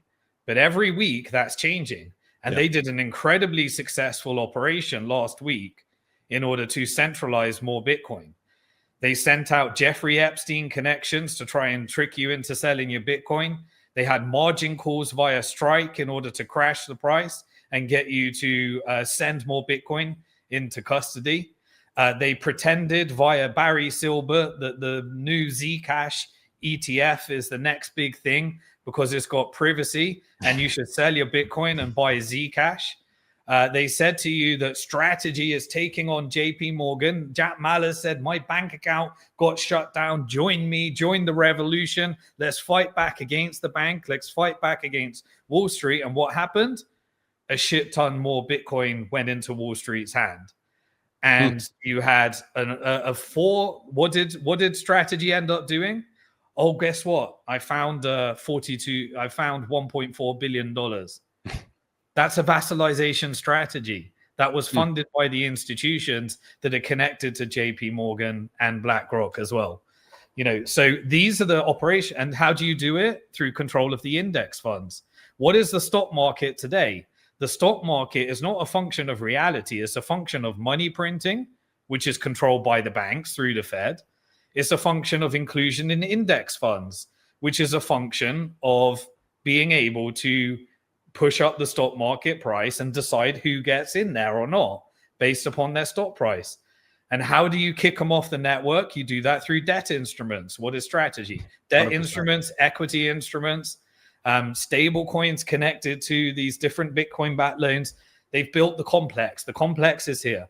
We're not going to stop it. It's going to get more and more powerful. But what we know from the block war debate is that we need a bunch of people that are going to run nodes and own Bitcoin in self-custody. And as long as we do that and recognize the attack vector, we'll win. 100%. But if we don't do that, they'll win. And when they win, if all Bitcoin is in an ETF and no one's using it, then it's useless. Bitcoin has no utility at that stage. That is the final boss. It's just a function of market manipulation by a bunch of insiders that can decide whether to kick you off the network or allow it to go up or down because they control the price. There is no stock market. There is no free market. There is no capitalism. There is no democracy. We just have a system where the banks buy the politicians through lobby. They own monetary policy through their shareholding in the Federal Reserve. They can centralize and vassalize all other countries. And I'm sorry to say it, but I went and sat down with Nayib Bukele, and I was very excited about the Bitcoin, strategy. But I also know that we constructed a Bitcoin-backed bond. And while I was there in El Salvador, there were people recording our meetings in the corner from the IMF. And we left because we were scared for our life. And they didn't launch the Bitcoin-backed bond. And suddenly there was an IMF loan that was accepted. And so, yes, there isn't enough Bitcoin in self-custody to fight the IMF. And I'm sorry, but this is what the IMF does. And Latin America, Central America, and South America is the Proof of Weapons Network's territory. Yes. That's their territory. They don't control China. They don't control Russia. They don't control these other areas. But they do control Central and South America. So all I'm saying is the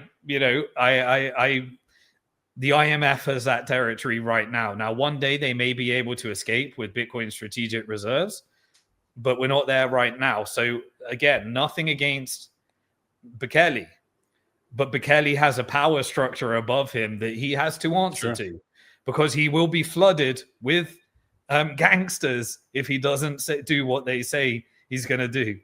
And they will have other things, terrible things that can happen to that population if he doesn't do what they say they can do. And so, that is the vassalization strategy. And they use compromise, they use blackmail, they use financial weapons of mass destruction, and they use all of this in order to achieve their goal. It's a criminal network. Remember where we started. What was the CIA? It was the mob. It's the mafia. And those are controlled. The military industrial complex is controlled by the financial industrial complex. And the financial industrial complex does not sit under the government. They sit on top of the government. All of those governments. So what do we do? Well, anyway, you can boycott the Federal Reserve by owning Bitcoin. You can boycott BlackRock by owning it in self-custody. You can boycott the banks by not borrowing against your Bitcoin. You can boycott the global institutions by spending local. You can boycott the system, the globalist system, by being as local as you can, taking care of yourself, taking care of your family, taking care of your community. And you can do that by building enough Bitcoin wealth for yourself, for your family, for the people around you. And if they're not going to do it because your mom is too old and they're 90 years old, let them buy an ETF, but recognize you're probably going to have to self-custody it and run the node for them. Because when my dad got dementia, I looked after him. When that was my job. He looked after me and I needed to look after him. I'm not going to try and get him to own Bitcoin in a hardware wallet and lose it and mess it up through his dementia. I'm going to do it for him and create these intergenerational long-term strategy. Because here's the thing, and pardon the pun with strategy. Bitcoin in game theory is what's called an infinite game. An infinite game means there's no centralized party, there's no deadline, there's no boardroom meeting, there's no quarterly return, there's no 2-year midterm election, there's no 4-year election cycle by which you have to have achieved something. Strategy is a finite game, and leverage is a finite game. When you have a Bitcoin option, you have time attached to that Bitcoin. Right. When you put it in a centralized party, you are adding time and a finite game. When you are a politician, you have 2 years to bow down to your donors. And if you don't achieve enough for them in 2 years, you're going to have a big problem in your midterm election. And Jeffrey Epstein emails are suddenly going to be leaked. And if you don't do exactly what they do within 4 years, then you're not going to be the next politician, because they vote with their money and you're voting with your vote, and your vote doesn't count. Their money counts. Okay. And when you have a company like Strategy, you work for your shareholders and your debt holders, and every quarter you need to achieve a certain result for them. And if they don't, this derivative network suddenly comes along, and this media network suddenly comes along, and suddenly you're no longer in the S&P 500 and you're not in the NASDAQ 100, because you have to comply. That's why this is what it is. It takes an infinite game called own Bitcoin with no time and turns it into a finite game. And that's how they win. They know that. And they've got the whole system wrapped up. So we resist with Bitcoin in self-custody, and you will be needed one day. And you're either going to be on their team or our team, but we're going to fight them and we're going to win. But if everyone thinks someone else is going to do it, then we just need enough people that are going to do it. That's the worst thought process. Yeah, that's the worst thought process. Yes. Agreed. Run a node, do a home miner. I know people bash that. Run a home miner, run a node, do a transaction on a node, watch it happen. You learn a lot. But I'm out of time here today, man. Give our readers, let's do 5 books that you think people should read right now that would be pertinent to their life. Yeah. Firstly, I'll do a plug for my content. And again, I don't monetize. I don't sponsor. I've got nothing to sell you. I've sold my companies. I just give because I want to be able to teach and hope. And then each week I go live where I cover this week in Bitcoin and tech, this week in macro, and this week in geopolitics. Do a great job too. The macro or geopolitics.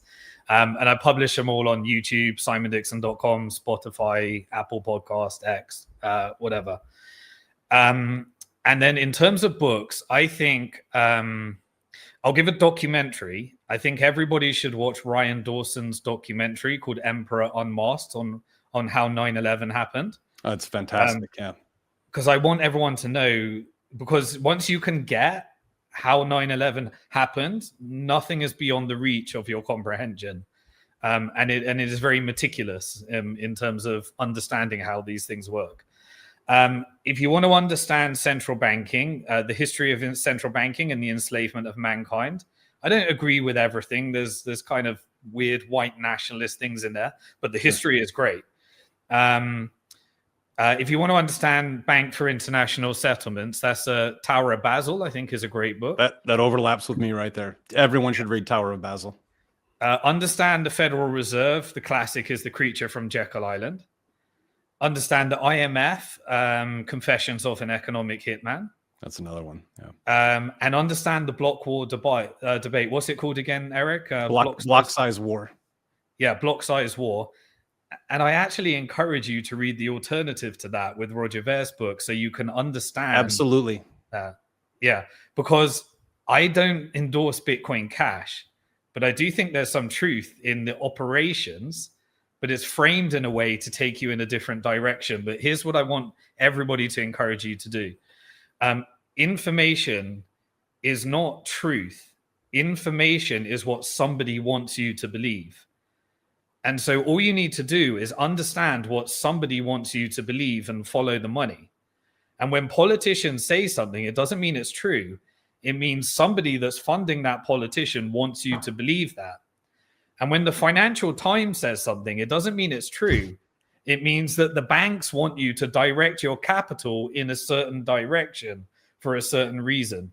And that brings me full circle, because on the 12th of June 2022, the very same day that Celsius said to 650,000 pensioners, you don't have your Bitcoin anymore because you borrowed against your Bitcoin and you were trying to receive some yield, and Mossad connected agents gambled it away.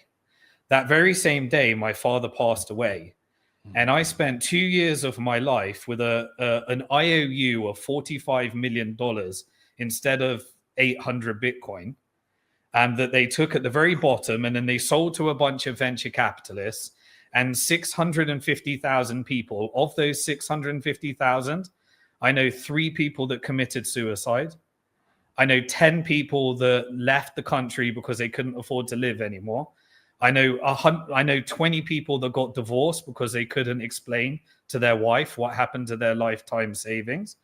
And I know countless people that for 2 years went through hell on earth, that I read 4,000 different legal documents in order to try and understand what actually happened. And the biggest scam in these Chapter 11 bankruptcies is the bankruptcy process itself as well. So they steal your money. They lock in the price of Bitcoin at the bottom of the market. They use intelligence operations to crash the market, kill the system. And then the lawyers spend all client money legally, blessed by the judge, and sell all your assets to Silicon Valley so that then they can go and wrap it up in a Bitcoin treasury company, and create a financial weapon of mass destruction to try and centralize as much Bitcoin as possible. I don't want you to be that person. So that's why I think it's important to recognize this stuff, that this proof of weapons network, the things that they're willing to do in order to win these finite games, has got no reality in terms of the ethics and how humans should treat each other. And I want to leave with one final thought. When you think about Jeffrey Epstein, we joke about it, but I think we have one job on this earth. If there's one thing that every religion and all of us universally agree with, we should protect our children. 100%. And when our children are being blown up in war zones, and when our children are being used as tools, as sex slaves in order to blackmail people, and when our children, are just being like the types of things that we're exposed to through these different types of visuals, that helps you understand that this network is not the right type of thing that you want to be with. And I do believe that there's very, very dark things that we can learn. But both Eric and I agree, we got a different book on how to do it, but we both believe that there is a higher power. And when things get too evil, when an empire gets too messed up, when a dollar gets backed by too much craziness, there is something that pulls it back in, and there is a reset. And in that reset, there's going to be gold, there's going to be silver, there's going to be Bitcoin, and we're probably moving to a multipolar world, because once it gets too evil, you know, I believe that there is a plan that says there is justice in this world. And then we as humans, we reset ourselves and we make the same mistakes time and time again, because here's the reality. It's a test. And that's what I believe life is. It's a test. And when all of these challenges come to us, do we choose good? Do we choose evil? Do we know what good is? Well, actually, it's in your heart. You know when you're doing wrong. You know when you're in line with what the universe wants you to be doing. And that's what really the judge of that. And that's where I think we should leave ourselves. And personally, I found great condonance in knowing that Bitcoin as an investment vehicle to own more each month and boycott the system that I believe is doing evil. I think it's spiritual money that comes with abundance and 10 times more returns than even the number go up technology. And I hope that all of us can share this journey. And I may get shit wrong, and Eric may get shit wrong. I certainly will. But we're trying to build a community here. There is going to be rapid change ahead. And it's the community that we're going to build that's going to navigate whatever they throw at us. Well said. Well said. Simon Dixon, thank you so much for coming on here today. It's been a fantastic journey. This is what unscripted conversations are, when you put people together who know things. Love to have you back on and talk about not Bitcoin, even though it's a kind of at the epicenter. I just think it's so important right now to address the difficult conversation. I always think difficult conversations should be addressed first. I know that's opposite of human nature. We want platitudes. I want to go to the difficult things first and work backward. And love to get you back on here in like January or something and see where we're at with updates, because we didn't even get into the fun stuff like Venezuela or any of that kind of stuff. I have another interview coming up right now.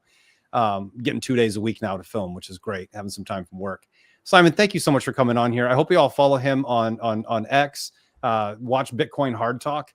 Again, you're going to hear things there that you don't hear anywhere else. And that is what I look for in content. I want to hear things I don't hear anywhere else and balance them out with what I know, because none of us know. What we do know is that we live, we're born, and we die, and it's what we do in between that makes a difference for us, for our family, for people around us. And the more knowledge you have, the better off you're going to be. My people perish for lack of knowledge. Very biblical. So learn as much as you can, love as much as you can, move on to the next moment in your life, and do the same thing over and over again. So until next time, God bless you, God bless this country, God bless this world, and we'll see you next time here on The Rice Report. Have a good one, everybody.